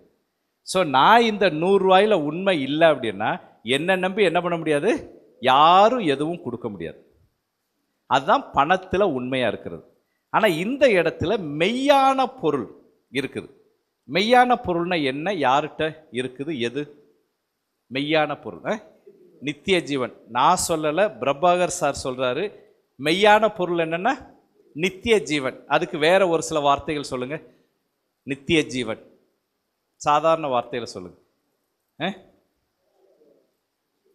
ரட்சிப்பு வேற, பரலோகம். சிசு சொல்றாங்க பரலோகம். ஸோ அப்படின்னா இப்படி நான் வாசிக்கலாமா? பிரபாகர் சார் தான் நீங்கள் ரைட்டாக தப்பான்னு சொல்கிறீங்க. பணத்தில் நான் உண்மை இல்லைன்னா பரலோகம் போக முடியாது. உண்மை நான் சொல்லவே இல்லை, பிரபாகர் சார் சொன்னார். கீழே அவர் பேரை போட்டுக்கோங்க. பணத்தில் உண்மை இல்லைன்னா என்ன போக முடியாதா, பரலோகம் போக முடியாதான் சொல்கிறார். எத்தனை பேர் சரி கரெக்டுன்னு நினைக்கிறீங்க? இந்த வசனத்தின்படி நிறைய பேர் கையை ஊத்துறீங்க. உண்மை. நம்ம இதுவரைக்கும் சர்ச்சில் கேள்விப்பட்டிருப்போம், ரட்சிப்பு இல்லைன்னா பரலோகம் போக முடியாது. உண்மை. ஆண்டவரோட பிள்ளை இல்லைன்னா பரலோகம் போக முடியாது. பாவிகள் பரலோகம் போட, எல்லாமே உண்மை. ஆனால் இன்னைக்கு நம்ம தெரிஞ்சுக்கிறது, பணத்தில் உண்மை இல்லைன்னா என்ன கிடையாது, பரலோகமே கிடையாது. பணத்தில் உண்மை இல்லைன்னா பரலோகமே கிடையாது. விசுவாசி தான், ரட்சிக்கப்பட்டவர் தான், ஊழிய செய்கிறார் தான். பணத்தில் உண்மை இல்லைன்னா பரலோகம் போக முடியாது. ஒரு இடம் அதை நீங்களே சொல்லுங்களேன். பணத்தில் இதை சொல்லும்போது பேசும்போது உங்களுக்கு எப்படி இருக்குது? இது ரொம்ப பொறுப்போட மனசு ரொம்ப கனமா இருக்கு. ஐயோ, பொறுப்போட மனசு ரொம்ப கனமா இருக்குது. மடியில கனம் இருந்தாதான் ஓகே. ரொம்ப பொறுப்பா இருக்கணும்னு தோணுது, கனமா இருக்குது. நல்ல வார்த்தை, பொறுப்பா இருக்கணும். அது ரொம்ப ரொம்ப உண்மை. கனமா இருக்குது. வேற என்ன தோணுது உங்களுக்கு? ஆண்கள்ல பிரபாகர் சார் தான் இன்னைக்கு சொன்னீங்க. உங்களுக்கு எப்படி தோணுது இந்த வார்த்தையை திரும்ப திரும்ப சொல்லும்போது? நடுக்கம், பயம், அதுதான் இருக்குது. அதுதான் வேணும். ஸோ பணத்தை எத்தனையோ தடவை ரொம்ப சிம்பிளாக சாதாரணமாக நம்ம பார்க்குறோம், நினைச்சபடி செலவழிக்கிறோம். அதுவும் அடுத்தவங்க காசுன்னா பிரச்சனையே கிடையாது, அப்படி இருக்கிறோம். ஆனால் இப்போ நமக்குள்ள ஒரு பயம் வரணும், நடுக்கம் வரணும். நடுக்கம் பயம் வந்துருச்சுதா, அது போதும், எனக்கு பாதி மெசேஜ் முடிஞ்சிச்சு. ஒரு நிமிஷம் அப்படி கண்களை மூடுறோம். கொஞ்சம் யோசிச்சு பாருங்க. உங்களோட கடந்த காலத்தில் நீங்கள் ஆஃபீஸ்லேயோ எங்கேயோ ஒர்க் பண்ணுறீங்க, இல்லை உங்கள் அண்ணன் தம்பி அப்பா பணம், ஹஸ்பண்டு பணம், மாமனார் மாமியார் பணத்தை எல்லாம் நம்ம யூஸ் பண்ணுறோம். கொஞ்சம் யோசிங்க, வேறொருவருடைய காரியத்தில் உண்மையாக இருந்தீங்களா? கொஞ்சம் பணத்தில் உண்மையாக இருந்தீங்களா? ஆண்டவர் சொல்கிறார், இன்னைக்கு எச்சரிக்கிறாரு, பணத்தில் உண்மை இல்லைன்னா பரலோகம் போகிறவே கஷ்டம், முடியாது. கொஞ்சம் ஒருவேளை நீங்கள் தப்பு பண்ணியிருக்கே அப்படின்னு யோசிச்சா ஆண்டவர்கிட்ட மன்னிப்பு கேளுங்க. ஆண்டவரே என்னை மன்னிச்சிருங்க. இல்லை ஒவ்வொரு சமயம் உங்கள் கணவனோ மனைவியோ தப்பு பண்ணுறது உங்களுக்கு தெரிஞ்சிருக்கலாம். நீங்கள் அழுங்க, உங்கள் கணவனுக்காகவோ மனைவிக்காகவோ, ஆண்டவரே நான் தப்பு பண்ணிட்டேன், என் கணவர் தப்பு பண்ணிட்டாரு, நாங்கள் குடும்பமாக தப்பு பண்ணிட்டோம், இந்த விஷயத்தில் அனனியா சஃபிரால் மாதிரி வஞ்சித்திட்டோம். அண்ணனோட பணத்தை, அக்காவோட பணத்தை, அப்பாவோட பணத்தை என்னோட சுயநலத்துக்காக நான் எடுத்துக்கிட்டேன். ஆண்டவரே என்னை மன்னிச்சிருங்க, ஆண்டவரே எங்களை மன்னிச்சிருங்க, எங்கள் குடும்பத்தை மன்னிச்சிருங்க. யார் யாரெல்லாம் அப்படி ஆண்டவர்கிட்ட ஒப்பு கொடுக்குறீங்களோ அவங்க மட்டும் கையை உயர்த்துங்க இருக்கிற இடத்துல. மற்றவங்களாம் கண்ணை மூடிருங்க. ஆண்டவரே நான் என்னை ஒப்பு கொடுக்குறேன், என்னை மன்னிச்சிருங்க ஆண்டவரே. நான் கடந்த காலத்தில் தெரிஞ்சோ தெரியாமலோ சின்ன சின்ன விஷயத்தில் உண்மை இல்லாமல் இருந்திருக்கிற ஆண்டவரே, இனிமேல் நான் உண்மையாக இருக்கிறேன், என்னை ஒப்பு கொடுக்குற ஆண்டவரே. அவங்க மட்டும் கையை ஒருத்துங்க. சர்வ வல்ல தேவனே, இந்த நல்ல காலை நேரத்திற்காய் நன்றி. இப்பொழுதும் பண விஷயத்தில் ஆண்டவரே, இனிமேல் நான் உண்மையாக இருப்பேன், கடந்த காலத்தில் தப்பு செஞ்சுட்டு ஆண்டவரே என்னை மன்னிச்சிரும் அப்படின்னு சொல்கிற ஒவ்வொரு ஆத்மாவையும் உங்களோட கருத்தில் கொடுக்குறப்பா, அவர்களை மன்னித்தள்ளும். தொடர்ந்து பண விஷயத்தில் உண்மையாக இருக்க கிருபை செய்யும், கொஞ்சத்தில் உண்மையாக இருக்க கிருபை செய்யும். நீர் பொறுப்படுத்திக் கொண்டு வழி நடத்தும். துதி கன மகிமையெல்லாம் உமக்கே செலுத்துகிறோம், இயேசுவின் நாமத்தில் பிதாவே. ஸோ ஏற்கனவே சொன்னபடி அடுத்த பகுதியை நோக்கி கடந்து போகிறோம். முக்கியமாக கடன் அங்கிறத குறித்து நம்ம பார்க்க போகிறோம். ஸோ இது கிட்டத்தட்ட இன்டர்வல் மாதிரி ஒரு சின்ன பிரேக் விட போகிறேன். பிரேக் அப்படின்னா ஒரு சில வீடியோ பார்க்க போகிறோம். வீடியோ பார்க்கலாமா? அட்வர்டைஸ்மெண்ட் உங்கள் டிவியில் வந்தால் தான் நான் கட் பண்ணி போட்டிருக்கிறேன். Loan 1 sister. ஸோ அந்த வீடியோவை பார்க்கலாம், அதை பாருங்கள். ஒருவேளை நோட்டு பேனா வச்சு அந்த ஃபோன் நம்பர்லாம் குறிச்சிக்கிறேன்னா குறிச்சிக்கோங்க, அடுத்து அவங்கள காண்டாக்ட் பண்ணணும் அப்படின்னா. Okay, loan 1. என்றும் உங்கள் விருப்பம், என்றும் உங்கள் கனவும், என்றும் உங்கள் நினைவும், உங்கள் இனிய இல்லத்தை அமைப்பதே. உங்கள் கனவு இல்லத்தை அமைத்திட நாங்கள் கை கொடுப்போம். உங்கள் கனவு இல்லத்தை அமைத்திட வீட்டுக்கடனை பெற்றுக்கொள்ள அழையுங்கள் 2448888 NDB வங்கி. ஃபோன் நம்பர் குறிச்சிக்கிட்டீங்களா? என்ன எந்த இதுக்காக என்ன அட்வர்டைஸ்மெண்ட் இது? ஓகே, வீட்டு லோன். யார் யாருக்கெல்லாம் வீடு கட்டணும்னு ஆசை ரொம்ப நாளாக யோசிச்சுட்டு இருக்கிறீங்க? யாருக்கும் இல்லையா? இருந்துச்சுன்னா அந்த ஃபோன் நம்பர் 2வது தடவை சொல்கிறேன், குறிச்சிக்கோங்க. அவங்க என்ன பண்ணுறாங்களா, வீட்டு கடன் கொடுக்குறாங்க. ஸோ இன்னொரு வீடியோவை பார்க்க போகிறோம், வீடியோ 2, லோன் 2 அப்படின்னு இருக்கும். அதில் இன்னொரு விதமாக அவங்க லோன் கொடுக்குறாங்க, என்னன்னு பார்த்துக்கலாம். ஒருவேளை இது ஒர்க் அவுட் ஆகலைன்னா அதில் கூட ஒர்க் அவுட் ஆகும்.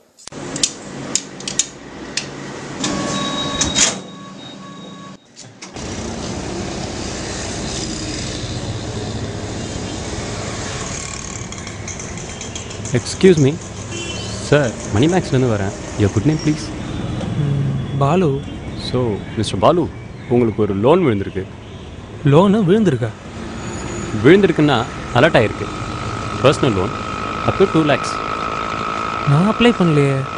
உங்கள் பேங்க்கில் கூட எனக்கு அக்கௌண்ட் இல்லை. அக்கௌண்ட்லாம் தேவையில்லை சார். நீட்டாக ட்ரெஸ் பண்ணியிருக்கீங்க, பைக் வச்சுருக்கீங்க, வேலைக்கு போகிறீங்கன்னு நினைக்கிறேன், அது போதும். சார் என்ன சார் இவ்வளோ யோசிக்கிறீங்க? 2 லட்சம் யோசிக்காமல் வாங்கணும். நான் ஒரு ஃபார்ம் தரேன், அதை ஒரு சைன் பண்ணிவிடுங்க. பேங்க்குக்கு போனீங்கன்னா ஒரு புக்கு கொடுப்பாங்க, அதில் ஒரு 56 கையெழுத்து போட்டுட்டு 2 லட்சத்துக்கு செக்கை வாங்கிக்கோங்க. ஸோ இங்கே என்ன கொடுக்குறாங்க? லோன் என்ன ஆயிருக்கான்? அலாட் ஆயிருக்கான். நம்ம கேட்கவே இல்லை, அப்ளிகேஷனே கொடுக்கல, ஆனால் என்ன நம்மளை நோக்கி லோன் வருது. இதே மாதிரி தான் உலகத்தில். இப்போ எங்கே வெளியே போங்க, ஒரு பெரிய போஸ்ட் இருக்கும், 1000 ரூபா இருந்தால் பைக்கு கிடைக்கும். யார் யாருக்கு வேணுங்க பைக்கு? 1000 ரூபாயில் பைக் கிடைக்கும். 10,000 இருந்தால் போதும் காரு கிடைக்கும். லேண்டு வாங்கணும்னு நினைக்கிறீங்களா? நாங்கள் கடன் தரோம் அப்படின்னு வரிசையாக தொடர்ச்சியாக நிறைய விளம்பரங்கள் எனக்கே செல்ஃபோனில் வருது, இமெயிலில் வருது, இன்டர்நெட்டை ஓப்பன் பண்ணாலே அதுதான் வருது. ஸோ இப்போ இருக்கிற சமயத்தில் கடன் வந்து நம்மளை தேடி வருது, நம்ம போகவே வேண்டாம். ஸோ அதனால தான் நிறைய பேருக்கு வந்து நம்ம போய் கேட்கவே வேண்டாம், அதுவாக தேடி தேடி வருது. ஸோ நமக்கு கடனை குறித்து ஒரு தெளிவான நோக்கம் இருக்கணும். அதுக்காக இதை குறித்து நம்ம என்ன பண்ண போகிறோம், பார்க்க போகிறோம். அதுக்கு முன்னாடி இங்கே இருக்கிற உங்களில் எத்தனை பேருக்கு நீங்கள் நினைக்கிறீங்க எனக்கு கடனே இல்லை, என் குடும்பத்தில் கடனே இல்லைன்னு சொல்கிறவங்க மட்டும் கையை தூக்குங்க. அப்படி கையை தூக்கி இருங்களேன். 1 2 3 4 5 6 7. ஆண்களில் 7 கையை மட்டும்தான் நான் பார்க்குறேன். பெண்களில் 1 2 3 4 5 6 7 8. ஓகே, இங்கே ஒரு 7-8 பேர், இங்கே ஒரு 7-8 பேர், மொத்தம் 20ன்னு வச்சுக்கோங்க. ஒருவேளை 10 குடும்பங்களாக இருக்கும். இங்கே ஒரு 100 குடும்பங்கள் இருக்குமா சிஸ்டர்? 100 குடும்பங்கள். 100 குடும்பங்களில் ஒருவேளை 10 குடும்பத்தில் என்ன இல்லை, கடன் இல்லை. மீதி 90 குடும்பங்கள் என்னன்னு சொல்லுங்கள், கடன் இருக்குது. ஸோ இதே மாதிரி வீட்டு கடன் வந்துச்சு, இதே மாதிரி வழியில் போகிறப்பவே வந்தாங்க, இந்தாங்க கடன் வாங்கிக்கோங்க அப்படின்னு நம்மளும் வாங்கினோம். இப்போ கடனை பற்றி பைபிள் என்ன சொல்லுதுன்னு பார்க்கலாமா வேண்டாமா? மனசு கஷ்டப்பட்டு அழுதைங்கன்னா அதுக்கு நாம் பொறுப்பு கிடையாது. பைபிள்ல இருந்து தான் வாசிக்க போகிறோம். உங்கள் பைபிளில் என்ன இருக்கோ அதான் வாசிக்க போகிறோம். சரியா? ஓகே, 22:7 நீதிமொழியில் எடுத்துக்கலாம். ஐஸ்வர்யவான் தரித்திரனை ஆளுகிறான், கடன் வாங்கினவன் கடன் கொடுத்தவனுக்கு அடிமை. ஸோ 2வது பகுதியை மட்டும் திரும்ப நான் வாசிக்கிறேன். கடன் வாங்கினவன் கடன் கொடுத்தவனுக்கு அடிமை. ஸோ இதை தான் லேசாக நான் பார்க்குறேன். நான் ஆண்டவரோட ஊழியக்காரன் அப்படின்னு நம்புகிறீங்களா? எனக்கு கிதியோன் பாஸ்டர் அப்படி தான் இன்ட்ரடியூஸ் பண்ணார். நீங்களும் 3 நாளாக இங்கே சர்ச்சுக்கு கேட்டீங்க. ஸோ நான் தேவனுடைய ஊழியக்காரன். ஸோ ஆண்டவருக்கு ஊழியம் செய்கிறேன். நான் விசுவாசி 30 வருஷமாக. ஸோ ஆண்டவருக்கு ஊழியம் செஞ்சிட்ருக்கேன். எனக்கு ஒரு தேவை. நான் பிரதர்கிட்ட போகிறேன். பிரதர், என் பொண்ணுக்கு அட்மிஷன் போடணும் காலேஜில், ஒரு 10,000 ரூபா தேவைப்படுது, கொடுங்க. இப்போ என்கிட்ட இல்லை, 1 வருஷத்தில் நான் திரும்ப தாரேன், காசு கொடுக்குறீங்களா? ஓகே, தேங்க்யூ, 10,000 ரூபா கொடுத்ததுக்காக நன்றி, 1 வருஷத்தில் நான் உங்களுக்கு திரும்ப தாரேன், சரியா? இப்போ என்னைய பார்த்து இந்த வசனம் என்ன சொல்லுது சொல்லுங்க. என்ன உடனே பிடிச்சுக்கிட்டா? நான் என்னவா? யாருக்கு அடிமை? கொடுத்தவருக்கு அடிமை. என்னப்பா, நான் யாருக்கு ஊழியம் செய்கிறேன்னு சொன்னீங்க? கர்த்தருக்கு. என்னோட எஜமான் யாரு? ஓகே, எஜமான் அவர்னா நான் யார்? அவருக்கு அடிமை, ஊழியக்காரன். இப்போ இவருக்கு அடிமைங்கிறீங்க. நான் யாருக்கு அடிமை? ஆண்டவருக்கா இவனுக்கா? நான் யாருக்கு அடிமையா? அதான், இவர் தான் எனக்கு கொடுத்தாரு 10,000. யாருக்கு அடிமை? ஆண்டவருக்கு அடிமையா இவருக்கு அடிமையா? ஓ, இவருக்கு தான் அடிமை. ஒரு அடிமைக்கு எத்தனை எஜமான் இருக்க முடியும்? 2 இருக்க முடியுமா? ஒரு எஜமான் தான். யாரு எஜமான் எனக்கு? ஆண்டவரா இவரா? இப்போதைக்கு இவர். இப்போதைக்கு இவர். 1 வருஷத்துக்கு இவர். ஆனா 1 வருஷத்துல வட்டி ஏறிடுமே, 1 வருஷத்துல திருப்ப முடியாது. அடுத்து இவர்கிட்ட கொடுக்க முடியாது, அதனால இன்னொருத்தகிட்ட இல்லை போமே. ஸோ அப்பனா இந்த 1 வருஷம் நான் யாருக்கு அடிமைங்கிறீங்க? இவருக்கு அடிமை. அப்பனா யாருக்கு நான் அடிமை இல்லை? நீங்க தான் சொல்றீங்க, நான் சொல்லவே இல்லை. நீங்க தான் சொல்றத ரிப்பீட் பண்றேன், தேவனுக்கு அடிமை இல்லை. நீங்க தான் சொல்றீங்க எங்களோட எஜமான் ஆண்டவர் கிடையாது, என்னோட எஜமான் இவர் தான். எப்படி இந்த வசனம் இவ்வளவு ஸ்ட்ராங்கா சொல்லுது? எப்பா, நீ கடன் வாங்கிட்ட, இவனுக்கு தான் அடிமை. எப்படி இவ்வளவு தெளிவா சொல்லுது? ஏன் சொல்லுது? எப்படி நான் இவனுக்கு அடிமையானே? அதான் வாங்கினதுனால எப்படி அடிமையாக முடியும்? ஏன் எதுக்கு இந்த வசனம் இப்படி சொல்லுது? நான் தேவனுடைய பிள்ளை, நான் சர்ச்சுக்கு ரெகுலராக வர்றேன், ஆண்டவரோட வசனத்தை வாசிக்கிறேன், செய்தியை கேட்குறேன். ஏன் இந்த வசனம் இப்படி சொல்லுது? நான் இவருக்கு அடிமைன்னு ஏன் சொல்லுது? சொல்லுங்கம்மா. கொடுத்தல், அதான் கொடுத்துருக்கனால ஏன் அடிமை? ஆமா, பணம் கொடுத்து அடிமை ஆயிடலாமா? கடன், ஓகே, அவரோட பணம் நம்ம கையில் இருக்குது, ஸோ அதனால ஓகே, அதனால அடிமை. வேற என்ன? பெண்கள் தான் பேசுறாங்க, ஆண்கள் தான் நிறைய நம்ம வாங்கியிருக்கோம் முதலா போய். ஏன் இவருக்கு நான் அடிமை? அது எனக்கு புரியலை. ஏன் வசனம் என்னை பார்த்து நான் இவருக்கு அடிமைன்னு சொல்லுது? ஸோ அம்மா சொல்றாங்க, நான் யார்கிட்ட கேட்கல, தேவன்கிட்ட கேட்கல. இப்போ இவர் தான் என்னோட எஜமான் அப்படின்னா எனக்கு ஒரு தேவை, பிள்ளைக்கு ஸ்கூலுக்கு 10,000 தேவை. நான் யார்கிட்ட கேட்டுக்கணும்? தேவன்கிட்ட கேட்டுக்கணும். நான் யார்கிட்ட போய் கேட்டேன்? ஸோ என்னோட விசுவாசம் யார்கிட்ட இருக்குது? அவர்கிட்ட தான் இருக்குது. இவர்கிட்ட ஒருவேளை நான் கேட்கல, என்ன நினச்சி கேட்கலன்னு தெரியல, கொடுப்பாரா கொடுக்க மாட்டாரா எனக்கு தெரியலை, அதனால் கேட்கலையா? இல்லை என்னோட விசுவாசம் இருக்குது, அவர்கிட்ட எல்லாம் 10,000 இல்லைப்பா, அவரே பாவம் ரொம்ப ஏழை, என் பணத்தை வச்சு தான் வாழ்கிறாரு, அவர் கேட்டாலும் கொடுக்க மாட்டார். ஆனால் இங்கே அவரை விட ஒரு பெரிய ஆள் இருக்கார், அவரை விட ஒரு பெரிய ஆள் இருக்கார். இவர் 10,000 கேட்டால் 15,000 கொடுப்பார் எனக்கு. 6 மாதத்தில் கொடுக்குறேன்னாலும் பரவாயில்ல, 1 வருஷம் கழித்து கொடுங்க பாரு. ஸோ அதனால் அவர்கிட்ட கேட்டேன். ஸோ நம்மளோட மனசாட்சி, நம்மளோட செயலை சொல்லுது யாரை விட யார்கிட்ட நம்பிக்கை வைக்கிறது வாசி, இவரை விட இவர்கிட்ட நம்பிக்கை வைக்கிறது நல்லது. இவர் கொடுப்பாரா கொடுக்க மாட்டாரான்னு தெரியாது, ஆனால் இவர் கண்டிப்பாக என்ன பண்ணுவார்? கொடுப்பாரு. ஸோ நானே என்னோட செயல் மூலம் சொல்கிறேன், நான் உங்களை நம்புகிறேன், நான் உங்களை விசுவாசிக்கிறேன். ஸோ நீங்கள் தான் என்னோட தெய்வம்ப்பா, நீ தான்ப்பா என்னோட ஆண்டவர், உம்மை நம்பி வந்தவங்களை நீங்கள் வெட்கப்பட்டே போக மாட்டீங்க. எப்போ போனாலும் கடன் கொடுக்குறீங்க. உங்களை மாதிரி ஒரு நல்ல ஆள் உண்டா? அதான் செய்கிறோம். ஒருவேளை 1 வருஷம் கழிச்சு நான் கொடுக்க முடியலை, என்னோட மனசு எப்படி இருக்கும்? உங்களுக்கெல்லாம் அப்படி இருந்திருக்கு தெரியும். கொடுக்க முடியலை, எப்படி இருக்கும் உங்களோட மனசெல்லாம்? பயமாக இருக்கும், கவலையாக இருக்கும், படபடப்பாக இருக்கும், அழுக வரும். ஸோ இவர் என்னை நடத்துகிறார் பார்த்தீங்களா? இவரே என்னோட நல்ல மேய்ப்பன். தேவையான நேரத்தில் பயத்தை கொடுப்பாரு, அப்பப்போ படப்படப்பை கொடுப்பாரு. ஒவ்வொரு சமயம் இவர் எனக்கு தற்கொலை எண்ணத்தை கூட கொடுப்பாரு. இவரை பார்க்கும்போதெல்லாம் பொய் சொல்லணும்னு தோணும். இவரை பார்க்கும்போதெல்லாம் ஓடி மறைவேன். எனக்கு மனசில் துக்கத்தை கொடுக்குறாரு. என்ன ஒரு நல்ல மேய்ப்பன் பார்த்தீங்களா? ஸோ அதனால தான் வசனம் சொல்லுது, இவன் உனக்கு கடன் கொடுத்தா இவன் தான் உனக்கு மனசில் என்ன கொண்டு வர்றான்? பயத்தை கொண்டு வர்றான், துக்கத்தை கொண்டு வர்றான், அழுகையை கொண்டு வர்றான், படபடப்பை கொண்டு வர்றான். கொஞ்சம் பேர் எங்கள் ஆஸ்பத்திரிக்கு வருவாங்க, பிபி ஹையாக இருக்கும், சுகர் ஹையாக இருக்கும். என்ன அப்படின்னா 7 லட்சம் கடன் இருக்குது. சுகருக்கும் டயபெட்டிக்ஸ் ஹைப்பர் டென்ஷனுக்கும் கடனுக்கு என்னையா பிரச்சனை? ஏன்னா மனசில் என்ன வருது? அந்த துக்கம் கஷ்டம்லாம் வருது. அதனால தான் இவர் எனக்கு எஜமான். இவர் என்னை நடத்துகிறார். நல்ல ஹைப்பர் டென்ஷனுக்குள் நடத்தி, டயபெட்டிஸ்குள் நடத்தி, இன்னும் இரவு முழுவதும் அழுக வைத்து, மனைவியோடு சண்டை போட வைத்து, மகனை வேலைக்கு அனுப்பி அழகாக நடத்துகிறார் என்னை. அதனால தான் இவர் யார்? என்னோட எஜமான், மேய்ப்பன், நல்ல மேய்ப்பன். இப்போ புரியுதா கடன் வாங்கினவன் ஏன் அடிமை அப்படின்ட்டு? இதுதான் நடக்குது. ஒருவேளை இதை பேசும்போது உங்களுக்கும் இது தோணலாம், உங்களோட லைஃப்பில் இது உண்மை. இது மட்டும் இல்லை, உண்மையாக நடந்த ஒரு காரியத்தையும் பைபிள் சொல்லுது. 2 ராஜாக்கள் 4வது அதிகாரம். இது நிறைய அடிக்கடி நம்ம கேட்ட வசனங்கள் தான். 2 ராஜாக்கள் 4வது அதிகாரம் பழைய ஏற்பாட்டில் இருக்குது. எந்த பக்கம்?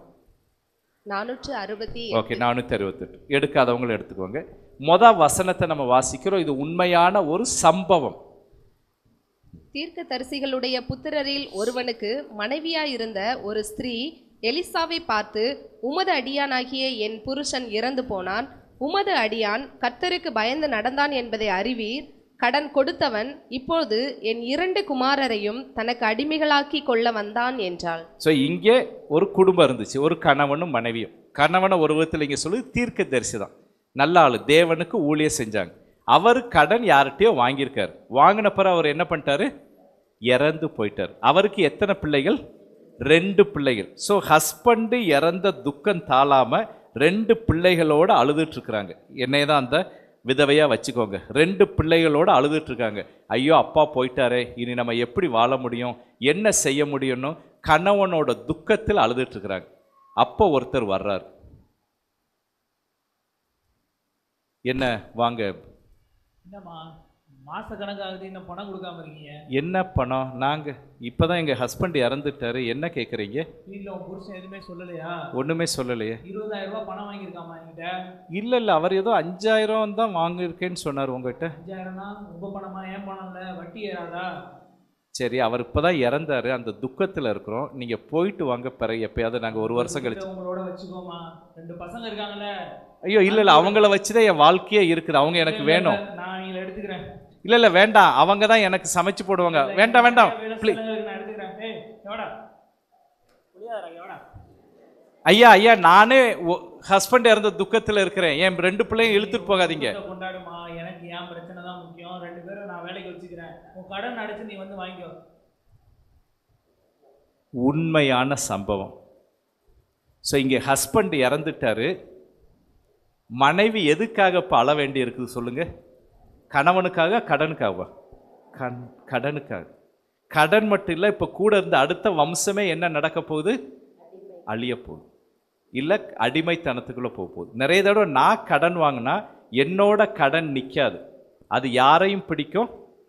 பிள்ளைகளையும் பிடிக்கும். அதுதான் இப்போ நடக்குது நிறைய இடத்துல. ஒன்றும் இல்லை, தர்மபுரி கர்நாடகா பார்டரில் கொத்தடிமைகள் கேள்விப்பட்டிருப்பீங்க. அப்பா 30,000 வாங்கியிருப்பார், அவ்வளோதான்.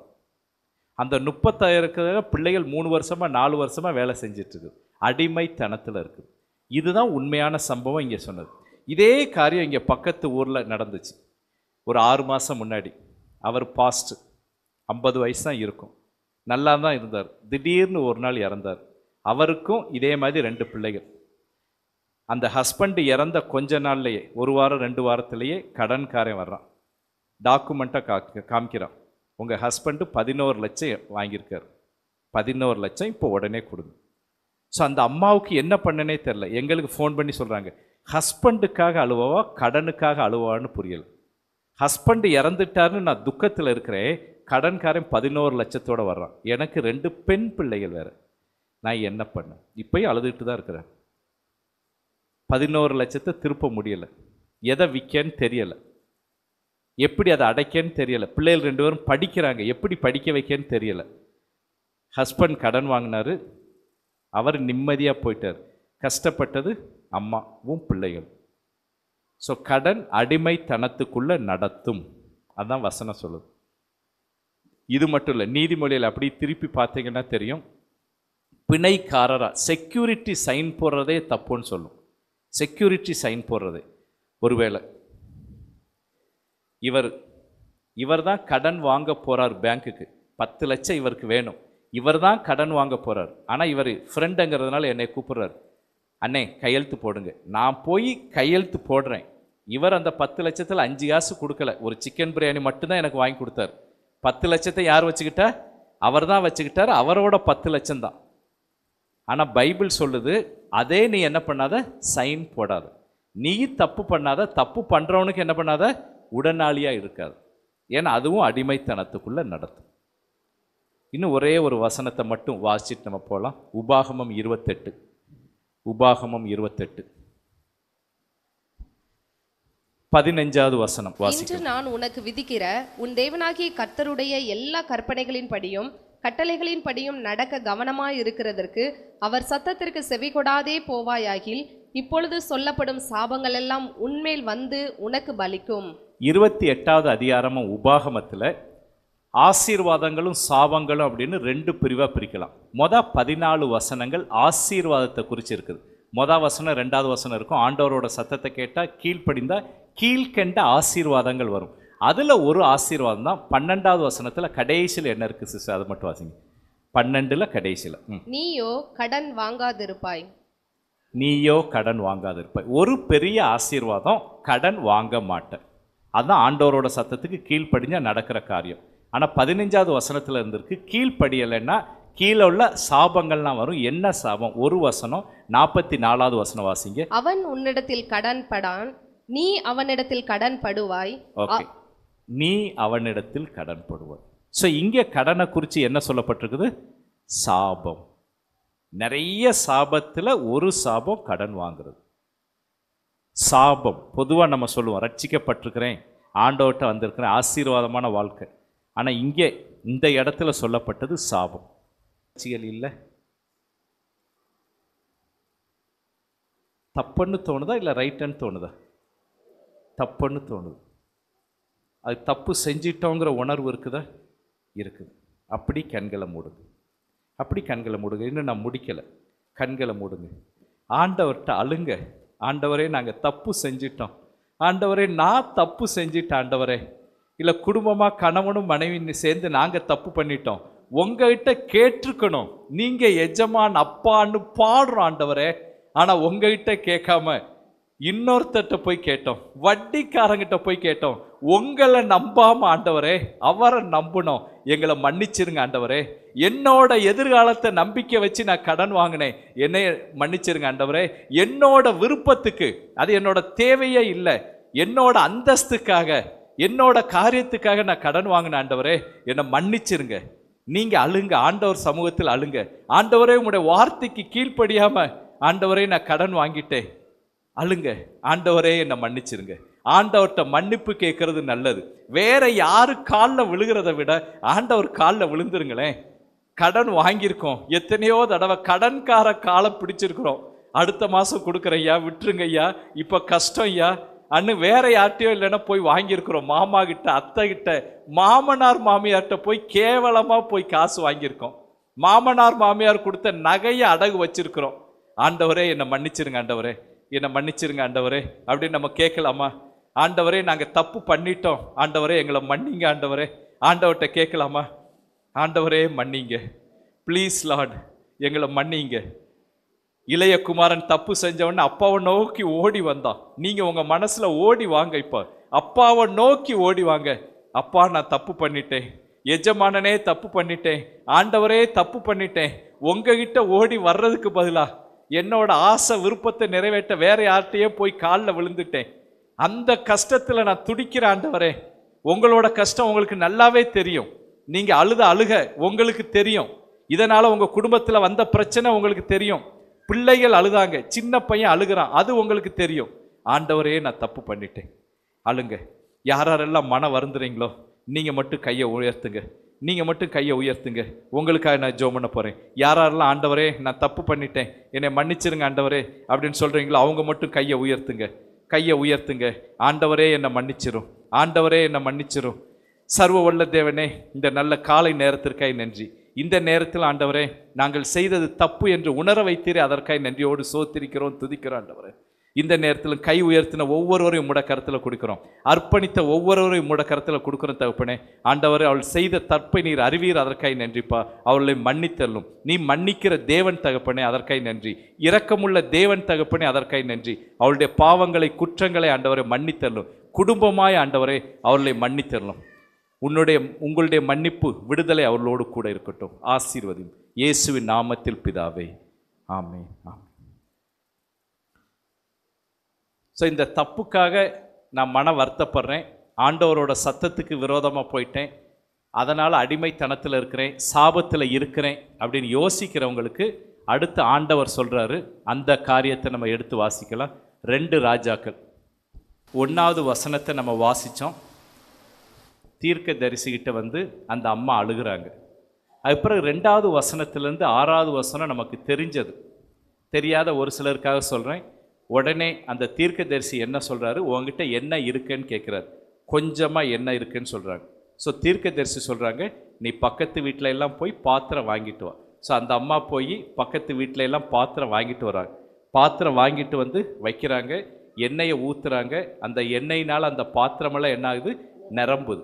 கொஞ்சமாக இருந்த எண்ணெய் என்ன ஆச்சுது? அதிகமாச்சுது. பாத்திரத்தில் எல்லாம் எண்ணெய் இருக்குது. ஸோ அதை உடனே அந்த அம்மா தீர்க்க தரிசிகிட்ட போய் சொல்கிறாங்க, இந்த மாதிரி நீங்கள் சொன்னபடி செஞ்சேன், இப்போ என் வீட்டில் எண்ணெய் பாத்திரம் இருக்குது, எண்ணெய்கள் நிறைய இருக்குது, என்ன பண்ணணும் அப்படின்னு. கடன் இருக்குது அந்த சைடு, ஆனால் இந்த சைடு வீட்டில் எண்ணெய் இருக்குது. அப்போ அவர் என்ன சொன்னார்? 7வது வசனம் நம்ம வாசிக்கலாம். அவள் போய் தேவனுடைய மனுஷனுக்கு அதை அறிவித்தாள். அப்பொழுது அவன், நீ போய் அந்த எண்ணெயை விற்று உன் கடனை தீர்த்து மீந்ததை கொண்டு நீயும் உன் பிள்ளைகளும் ஜீவனம் பண்ணுங்கள் என்றான். ஓகே, திரும்ப அதே வசனத்தை திரும்ப நீங்கள் பாருங்கள். உங்களோட பைபிளில் இருக்குதுன்னா திரும்ப நீங்கள் பாருங்கள். அந்த எண்ணெயை பார்த்துட்டு அந்த தீர்க்க தரிசி சொல்கிறாரு. திரும்ப ஒரு தடவை மெதுவாக வாசிங்க சிஸ்டர். நீ போய் இப்போ நீ செய்ய வேண்டியதை நான் உனக்கு சொல்கிறேன். நீ வீட்டுக்கு போ. அந்த எண்ணெயை விற்று ஆண்டவர் உனக்கு கொடுத்த அந்த சொத்தை விற்று, ஆண்டவர் உனக்கு கொடுத்த அந்த ஆசீர்வாதத்தை விற்று, ஆண்டவர் உனக்கு கொடுத்த அந்த ரிசோர்ஸஸை கொடுத்து, நீ பிறக்கும்போது கொஞ்சமாக தான் வந்த, ஒன்றுமே இல்லாமல் தான் இருந்த, இப்போ உன்னோட வீட்டில் நிறைய எண்ணெய் பாத்திரம் இருக்குது, அந்த எண்ணெயை விற்று அடுத்து உன் கடனை தீர்த்து. முதல் ஸ்டெப்பு அதை விற்கிற, 2வது ஸ்டெப்பு உன் கடனை தீர்க்கிற, அதுதான் அடுத்த முக்கியம். 3வது என்ன பண்ற? மீந்ததை கொண்டு நீயும் உன் பிள்ளைகளும் ஜீவனம் பண்ணுங்க, நீயும் உன் பிள்ளைகளும் வாழுங்க. ஸோ இதுதான் அந்த சமயத்தில் அந்த தீர்க்க தரிசி சொன்ன அட்வைஸ். இதுதான் வசனம் நமக்கு சொல்கிற காரியம். ஏன்னா ஏற்கனவே பார்த்தா அது சாபம்னு பார்க்குறோம், அடிமைத்தனம் அப்படின்னு பார்க்குறோம். ஸோ அந்த அடிமைத்தனத்தில் நான் இருக்கிறேன், அதுலேருந்து வெளியே வரணும். நான் சாபத்தில் இருக்கிறேன், அந்த சாபத்திலேருந்து வெளியே வரணும் அப்படின்னா இங்கே ஆண்டவர் சொல்கிறது, இந்த வசனம் நமக்கு சொல்கிறது, என்ன பாத்திரத்தை விற்று. ஒருவேளை இப்போ நான் உங்களை பார்த்தேன்னா, இப்போ நம்ம வீட்டில் கொஞ்சம் தேங்காய் எண்ணெய் கொஞ்சம் நல்லெண்ணெய் தான் இருக்கும். ஆனால் ஒரு சிலருக்கு இங்கே 2 எண்ணெய் குடம் தொங்குதா? எண்ணெய் குடம் இருக்குதா? இங்கே ஒரு 5 எண்ணெய் குடம் இங்கே தொங்குது. ஒருவேளை நம்மளோட பர்ஸ் ஏடிஎம்மில் ஒரு 4-5 எண்ணெய் குடம் இருக்குது அங்கங்கே. அதுமாதிரி வீட்டு பீரோவில் பத்திரத்துக்குள்ளே எண்ணெய் இருக்குது, ஒரு 10-15 எண்ணெய் குடங்கள் இருக்குது. இதெல்லாம் யார் கொடுத்தது? ஆண்டவர் கொடுத்தது. நீங்கள் வரும்போது எத்தனை பவுனோட இந்த உலகத்துக்கு வந்தீங்க? பிறக்கும்போதே அம்மா வயிற்றுலேருந்து 7-8 பவுனோட தான் பிறந்தீங்களோ? 4-5 லேண்டு பில்டிங்கோடு தான் வந்தோமோ? இல்லை, நிர்வாணமாக வந்தோம். ஆனால் இப்போ நம்மக்கிட்ட நிறைய இருக்குது. பீரோவை திறந்து பாருங்கள், 20 பட்டுச்சேலை இருக்குது. எங்கேருந்து வந்துச்சு? அப்படி மேலே அப்படி பாருங்கள், செல்ஃபில் எல்லாம் எத்தனையோ காரியங்கள் இருக்குது. பீரோக்குள்ளே சீக்ரெட் லாக்கில் ஒரு சிலருக்கு ஒரு சில பத்திரம் இருக்கலாம், பேங்க்கில் ஒரு சிலருக்கு எஃப்டி இருக்கலாம். அதெல்லாம் யார் கொடுத்தது? ஆண்டவர் கொடுத்தார். அங்கே அந்த சமயத்தில் ஆண்டவர் ஆசீர்வதிச்சார். நம்மளை இந்த 10 வருஷமாக 5 வருஷமாக ஆண்டவர் ஆசீர்வதிச்சிருக்கிறார். அதனால தான் என்ன கூட நிறைய இருக்குது. ஸோ இங்கே சொல்கிற ஒரு சின்ன காரியம், அதை விற்று, அதை விற்று. நம்ம வசனமே அதிலிருந்து தான் ஆரம்பித்தோம். திரளான ஆஸ்தி உள்ளவனை பார்த்து ஆண்டவர் என்ன சொன்னார்? இயேசு கிறிஸ்து, அதை விற்று. விற்கிறது பிப்ளிக்கலா அன்பிப்ளிக்கலா? ஆவிக்குரிய காரியமா ஆவி விரோதமானதா? ஆவிக்குரிய காரியம். ஏன்னா திரும்ப திரும்ப பாடுறோம், நம்ம இங்கே கூடார வாசி, பரலோகத்தில் தான் நித்திய இடம் இருக்குது. நம்ம இங்கே சமாதானமாக இருக்கணும், ஆண்டவரோட வசனத்தின்படி வாழணும், சத்தியத்தின்படி வாழணும், கீழ்ப்படியணும். நமக்கு நித்திய உலகம் அங்கே தான் இருக்குது, அங்கே தான் போகிறோம். இது டெம்பரவரி. ஸோ அதனால் இங்கே விற்கிறத குறித்து கவலையே பட வேண்டாம், யோசிக்கவே வேண்டாம். அதான் இயேசுக்கு சொன்னார், விற்றாதான் உனக்கு பரலோக வாழ்வு. ஸோ இங்கேயும் கடன் இருக்கிறதுனால, சும்மா விற்கணும்னு தேவையில்லை, கடன் இருக்கிறதுனால, கஷ்டத்தில் இருக்கிறதுனால, மதனோட அப்பா இறந்தார் கடன்னால். கடன்னால் ஏன் நம்ம வீட்டில் யாராவது இழக்கணுமா? கணவனை இழக்கணுமா? பையனை இழக்கணுமா? மனைவியை இழக்கணுமா? குடும்பத்தில் சண்டை வரணுமா? விவாகரத்து வரணுமா? ஏன் 5 பவுன் இல்லாமல் வாழ முடியாதா? ஏன் அந்த ஒரு நிலம் இல்லாமல் வாழ முடியாதா? வாழலாம், நல்லா வாழலாம். ஏன் இன்னும் நான் சாபத்தில் இருக்கணும்? ஸோ அதனால் விற்கிறத குறித்து தயவு செய்து யோசிக்க வேண்டாம். சமாதானம் வேணும் அப்படின்னா இன்றைக்கே வீட்டுக்கு போங்க, உங்களோட கடனை எழுதுங்க. எவ்வளவு கடன் இருக்குது? ஒருவேளை அது எழுதும்போது தான் உங்களுக்கு தெரியும் எவ்வளவு கடன் இருக்குது அப்படின்னு. அதுக்கு எவ்வளவு வட்டி கொடுத்துட்ருக்கீங்க மாதம் மாதம் பாருங்கள். எத்தனை வருஷமாக கொடுத்துருக்குறீங்க பாருங்கள். ஒவ்வொரு சமயம் நீங்கள் 2 லட்சம் வாங்கியிருப்பீங்க, ஏற்கனவே 4 லட்சம் வட்டி கொடுத்தாச்சு. அதான் நடக்கும் நிறைய இடத்துல. எனக்கு தெரியும், 15 வருஷம் முன்னாடி ஒரு 15,000 ரூபா வாங்கினார் எங்கள் ஆஸ்பத்திரியில். மாதம் 700 ரூபா உட்காந்து கால்குலேட் பண்ண 1 லட்சம் கொடுத்துட்டார். ஏற்கனவே 15,000 வாங்கினது 1 லட்சம் கொடுத்தாரு, இன்னும் 15,000 இருக்குது. ஸோ இந்த மாதிரி டபுள் ட்ரிபிளாக நம்ம கொடுத்துட்ருப்போம். அதை கால்குலேட் பண்ணுங்கள். வேஸ்ட்டு பண்ணியாச்சு. பணம் ஆண்டவரோட சொத்து அப்படின்னு சொல்கிறோம், ஆண்டவர் எனக்கு கொடுத்தது அப்படின்னு சொல்கிறோம். ஆனால் ஒவ்வொருத்தரும் சாப்பிட கஷ்டப்படுறோம். ஆனால் இதை 15,000 20,000 எவனோ கடைக்காரனுக்கு, விபச்சாரனுக்கு, வேசித்தனத்துக்கு கொடுக்குறோம், காலில் போட்டு மிதிக்கிறோம். நான் 100 ரூபா காலில் போட்டதுக்கு லட்சுமியை காலில் போட்டனோ? சிஸ்டி எடுக்கிறாங்க. நீங்கள் மாதம் 10,000 15,000 அந்த வேசிக்காரனுக்கு, விபச்சாரக்காரனுக்கு, கெட்டவனுக்கு, மோசமானவனுக்கு கொடுத்துட்ருக்குறீங்க. கால்குலேட் பண்ணால் மாதம் 10,000 15,000 கொடுத்துட்ருக்கீங்க. இங்கே காலில் போட்டு மிதிக்கிறீங்க. இந்த 10,000 போட்டதுக்கே ஒரு சிலருக்கு மனசு கஷ்டமாக இருக்குது, கண்டிப்பாக இருக்குது. 100 ரூபாங்கிறோம், நீங்கள் மாதம் 10,000 15,000 கொடுத்தீங்க. எத்தனை லட்சம் போயிடுச்சு இப்போ அந்த வட்டிக்காரனுக்கு கொடுத்தே. இங்கே கொடுக்கறது இப்போ 100 ரூபா. 100 ரூபாய்க்கு அழுகிறோம். காணிக்க ஆண்டவருக்கு கொடுக்குற 100 ரூபாய்க்கு அழுகிறோம். ஆனால் அங்கே அவனுக்கு 15,000 கொடுத்துட்ருக்குறோம். இங்கேயே நான் ஒரு குடும்பத்தோடு உட்காந்து கணக்கு போட்டேன் 2 நாள் முன்னாடி. மாதம் 15,000 வட்டி. ஆண்டவருக்கு 180 ரூபா கொடுக்க கஷ்டம். எவ்வளவு வேஸ்ட் பண்ணுறோம். ஆண்டவர் கொடுத்த பணம் அவர் தான் சொந்தக்காரருங்கிறோம். ஆனால் அவர்கிட்ட கேட்டோமா, ஆண்டவரே நான் வட்டி வாங்க போகிறேன், ஆண்டவரே அவனுக்கு இவ்வளவு காசு கொடுக்க போகிறேன், கொடுக்கட்டுமான்னு கேட்டோமா? இல்லை. இதில் உண்மையாக இருக்கணும். ஸோ தயவு செய்து இந்த வசனத்தை யோசிச்சு பாருங்கள். வீட்டில் போய் இதை கால்குலேட் பண்ணுங்கள். எவ்வளவு கடன் இருக்குது, எவ்வளவு கொடுக்கணும், எவ்வளவு உங்கள்கிட்ட சொத்து இருக்குது, என்னென்ன பொருள் இருக்குது. அதுக்கு பிறகு குடும்பமாக நீங்கள் முடிவெடுங்க, என்ன பண்ணணும்னு முடிவெடுங்க. இந்த வசனம் உங்களுக்கு என்ன சொல்லுது அப்படின்னு முடிவெடுங்க. இதே மாதிரி நிறைய பேர்கிட்ட நாங்கள் உட்கார்ந்து பேசியிருக்கிறோம். ஒரு சிலர்லாம் தெளிவாக முடிவெடுத்திருக்காங்க. திண்டுக்கல்ல ஒரு அம்மா வீட்டு கடன் 11 லட்சம் வாங்கியிருந்தாங்க. இதே மாதிரி ஒரு செய்தி கேட்டாங்க, ஆண்டவர் பேசினார், இந்த வசனம் தெளிவாக அவங்களுக்கு வந்துச்சு. வீட்டுக்கு நேராக போனாங்க, அவங்களோட நகையை கால்குலேட் பண்ணாங்க. 35 பவுன் அம்மா கொடுத்தது. உடனே ஜெபத்தோடு அம்மா கிட்ட போனாங்க. அம்மா சரியன்னாங்க, ஏன்னா இவ்வளவு கணக்கையும் சொல்லி. அதுக்கப்புறம் ஹஸ்பண்ட்டை பேசினாங்க, சரியன்னாங்க. ஏன்னா 11 லட்சம் வாங்கினதுக்கு 22 லட்சம் அவங்க கொடுக்கணும். அந்தளவு 15 வருஷத்தில் கொடுக்கணும். ஸோ இவங்க கால்குலேட் பண்ணி அந்த 35 பவுனை தாலி செயினை விட்டுட்டு எல்லாத்தையும் விற்றாங்க. அந்த வீட்டு பத்திரத்தை வாங்கினாங்க. மாதம் 12,000 ஏற்கனவே இஎம்எஃப்ஐ கொடுத்துருந்தது எல்லாம் சேர்த்து இப்போ 2 மாதம் ஒரு இடம் 1 பவுனு 2 பவுனு வாங்குறாங்க. அவங்க சொன்னாங்க 3 வருஷத்தில் 35 பவுனை நான் திருப்பிடுவேன், வாங்கிடுவேன், ஒன்றும் பிரச்சனையே கிடையாது. அது 15 வருஷம் நான் கட்டணும், இதை நான் இப்போ என்ன பண்ணிடுவேன் 3 வருஷத்தில் வாங்கிடுவேன், எனக்கு ஒன்றும் பிரச்சனை கிடையாது. அதுமாதிரி எங்கள் அண்ணன், சொந்த அண்ணன் பிரதர் பிரபாகரோட கிளாஸ்மேட்டு, அவங்க பையன் ஃபாரின் படிக்க போகிறான் அப்படின்னு சொல்லி அவன் தான் லோனுக்கு அப்ளை பண்ணான். 30 லட்சம் லோன், எம்எஸ் படிக்கிறதுக்கு ஃபாரின்.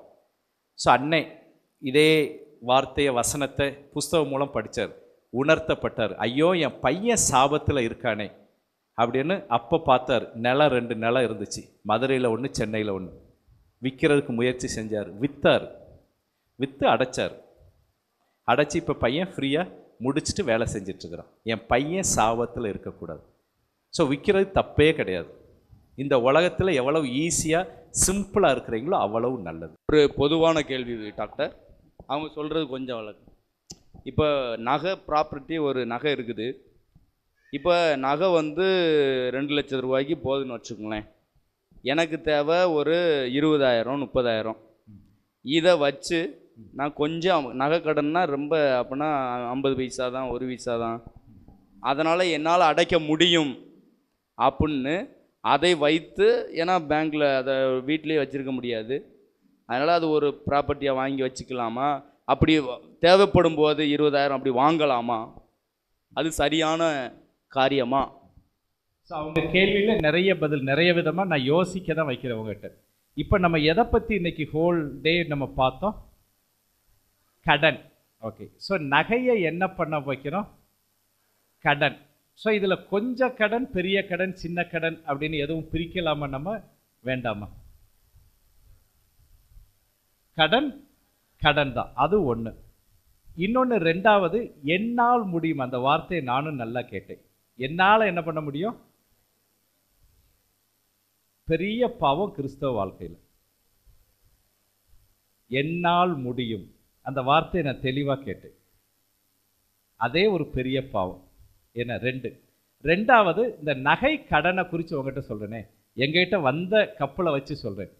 ஹஸ்பண்ட் ஒருவேளை ஏதோ பிஸ்னஸ்லேயே ஏதோ தேவைப்படுது, நகையை வைக்கிறீங்க, உங்கள் ஒய்ஃபோட ரியாக்ஷன் எப்படி இருக்கும்? என்ன சொல்லுவாங்க சொல்லுங்க. இல்லை நீங்களே என்ன சொல்லியிருப்பீங்க? உங்கள் ஹஸ்பண்ட் வேண்டான்னு இருப்போம். ஏன் வேண்டான்னு சொன்னோம்? அது யாரோட நகை? அவங்க அம்மாவோட நகை, அவங்களோட நகை, இல்லை அவங்க பிள்ளைக்கு போகிற நகை. நிறைய தடவை குடும்பத்தில் பிரச்சனை உண்டாக்குறதே எதுதான்? நகை தான். ஒரு விதத்தில் கடன் கூட கம்மியான பிரச்சனை, நகை வைக்கும்போது தான் என்னாகும்? பெரிய பிரச்சனையாகுது. அதே மாதிரி நகை வச்சவங்க, கடன் வாங்கினவங்க, எனக்கு தெரிஞ்சு பாதிக்கு பாதி அது கூடிக்கிட்டே தான் போகும். ஏன்னா நகை வைக்கும்போதும் சின்ன வட்டி தான், அது 5% 1% ஏதோ ஒன்று வச்சுக்கோங்க. மாதம் 2,000 1000 நான் கொடுக்கணும், இல்லை வருஷத்துக்கு 10,000 கொடுக்கணும். அந்த 10,000 யாரோட பணம்? யாரோட பணம்? ஆண்டவரோட பணம். ஆண்டவர்கிட்ட நம்ம கேட்டோமா, ஆண்டவரை இந்த நகையை வைக்கணும் அப்படின்ட்டு? கேட்டிங்களா? கேட்கல. ஸோ நீங்கள் அடுத்து அதை திருப்புறதுக்கு என்ன பண்ணி ஆகணும்? 10,000 வாங்கின இடத்துல 12,000 கொடுக்கணும். எப்பயுமே உங்கள் பணத்தை எக்ஸ்ட்ரா 1000 2000 என்ன பண்ணுறீங்க? கொடுக்குறீங்க. இன்னொன்று, ஏன் நகையை விற்கலை? ஒரு அரை பவுன் விற்றா 10,000 கிடைக்கும். ஏன் அந்த அரை பவுன் விற்கலை? ஏன் விற்கலை? பண ஆசை, நகை ஆசை. ஏன் 10 பவுனில் அரை பவுன் விற்றா குறைஞ்சா போயிடுவீங்க? 10,000 தானே வேணும். அதுதான் பண ஆசை. எல்லா தீமைக்கும் வேறா இருக்கிறது. இதில் நிறைய பிரச்சனை, காம்ப்ளிகேஷனை சொல்கிறேன், சைக்காலஜியை சொல்கிறேன். ஒன்று, நகையை வைக்கும்போது கணவன் மனைவிக்குள்ள பிரச்சனை என்ன? ரெண்டாவது, ஒவ்வொரு சமயம் கடன் கூடிட்டே தான் போகும், திருப்புறதுக்கு வழி இல்லை. 6 மாதம் நினைப்பீங்க, திருப்ப முடியாது, 1 வருஷம் 2 வருஷம் கூடும். மூணாவது அந்த அரை பவுனை விற்றா ஆக்சுவலாக ஈஸியாக காரியம் முடிஞ்சிடும். ஏன் விற்கலை? எனக்கு நகை மேலே ஆசை இருக்குது. 4, என்னால் முடியும்னு உங்களுக்குள்ள தைரியம் இருக்குது. ஆண்டவர் நிறைய தடவை அதை அசைச்சு பார்ப்பார், உன்னால் முடியுமாடா வா அப்படின்னு. நான் சொல்கிறேன், கடன் குட்டி போடுங்க, கடன் குட்டி போடும். இன்றைக்கி 10,000 வாங்கின நீங்கள் அடுத்த மாதம் அடுத்த வருஷம் 20,000 வாங்குவீங்க. அது ஒரு பழக்கமாக மாறும். ஸோ ஒரு கிறிஸ்தவர்களாகிய நம்ம பைபிள் என்ன சொல்லுதோ அதை என்ன பண்ணுறது நல்லது, அப்படி ஒபே பண்ணுறது நல்லது. கடன் தப்பு தப்பு, அவ்வளோதான். வித்துரு, விற்கிறேன், முடிஞ்சது. ஏன் போராடணும் வசனத்தோட? ஏன் வசனத்தோட போராடணும்? செஞ்சுட்டு போயிடலாமே. இருக்க போகிறது இன்னொரு 20-30 வருஷம். வசனம் சொல்கிறது அப்படி கேட்டு போயிடலாமே. சாரி, சொன்ன 2-3 விளக்கம், நிறைய டைனமிக்ஸ் இருக்குது இதில். அதுக்காக தான் ஆக்சுவலாக வீடு கட்டுறதுக்காக பேங்கில் வந்து ஒரு 75,000 ரூபாய்க்கு நகை வச்சோம். அந்த நகை வந்து பார்த்திங்கன்னா ஒரு 1.25 வருஷம் ஆயிடுச்சு. 1.25 வருஷத்துக்கு 15,000 ரூபா வட்டி வந்துருச்சு. 15,000 ரூபா பணம் கட்டுறதுக்கு, வட்டி கட்டுறதுக்கு என்கிட்ட பணம் இல்லை. அந்த 15,000 ரூபாய்க்கு சகல மூலியமாக ஒரு 15,000 ரூபா வெளியில் வட்டிக்கு வாங்கணும். வட்டிக்கு வாங்கி அந்த பணத்தை வட்டி கட்டி நகையை மறுபடியும் ரிலீஸ் பண்ணி வச்சாச்சு. ஆனால் அந்த 15,000 ரூபாய்க்கு நான் மாதம் 1,500 ரூபா இவங்களுக்கு வட்டியோட பணம் கட்டிக்கிட்டு இருக்கேன். பார்த்தீங்கன்னா எனக்கு ஆரம்பத்திலேயே கர்த்தர் உணர்த்தினார், இந்த நகைக்கு ஏன் நம்ம இவ்வளோ தேவையில்லாமல் வட்டி கட்டுறோம், அதை விற்றுடலாமே, விற்று நம்ம கடனை செட்டில் பண்ணிடலாமே அப்படின்னு நினச்சேன். ஆனாலும் இந்த வருஷத்தில் ஒரு பிஸ்னஸ் பண்ணேன். அந்த பிஸ்னஸில் கர்த்தர் ஒரு பாதி திருப்புறதுக்கு உண்டான வழியை கர்த்தர் உதவி செய்தார். அந்த 15,000 ரூபா கடன் வாங்கினதையும் இப்போ இன்னொரு 2 டியூ மட்டும்தான் கட்ட வேண்டியது இருக்குது. ஆனால் இன்னும் இந்த பாதியையும் இன்றைக்கி மெசேஜ் கேட்டதுபடி அந்த பாதியையும் நகையை திருப்பி விற்று கடன் இல்லாமல் ஆயிடலாங்கிற ஒரு உணர்வை கர்த்தர் எனக்கு கொடுத்துருக்கிறார்.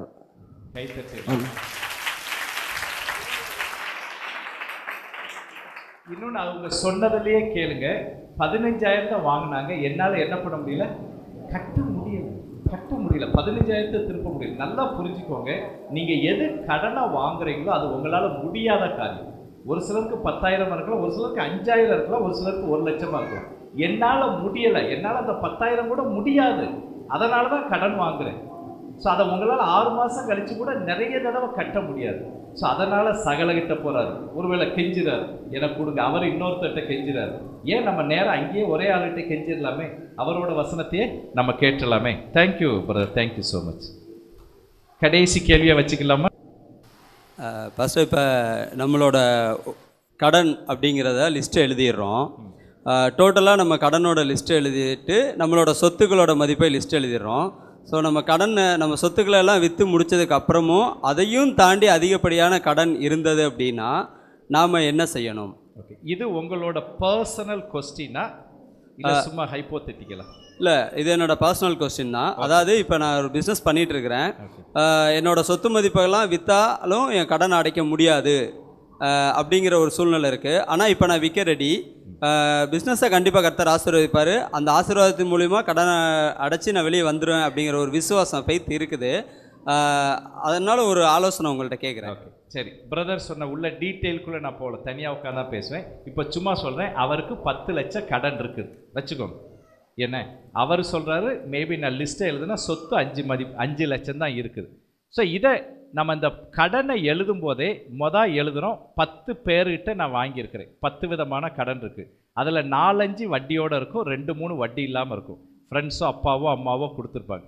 இந்த 10 பேர்கிட்ட வாங்கின இந்த 10 லட்சத்தில் ஒரு சிலது கழுத்தை நெரிக்கும், ஒரு சிலர் நம்ம பின்னாடியே வந்துக்கிட்டே இருப்பாங்க, இல்லை ஒரு சிலதுக்கு வட்டி அதிகமாக இருக்கும். தெரியல இங்கே எந்த சதவீதம்னு, 2%, 3% வட்டி அதிகமாக இருக்கும். அதுக்கே மாதம் நீங்கள் 5,000 10,000 கொடுக்குறீங்கன்னா அந்த லிஸ்ட்டு போட்டு முடித்த உடனே பாருங்கள் எதுக்கு அதிகமாக வட்டி கொடுத்துட்ருக்கீங்க, அதை அடைக்கிறீங்க.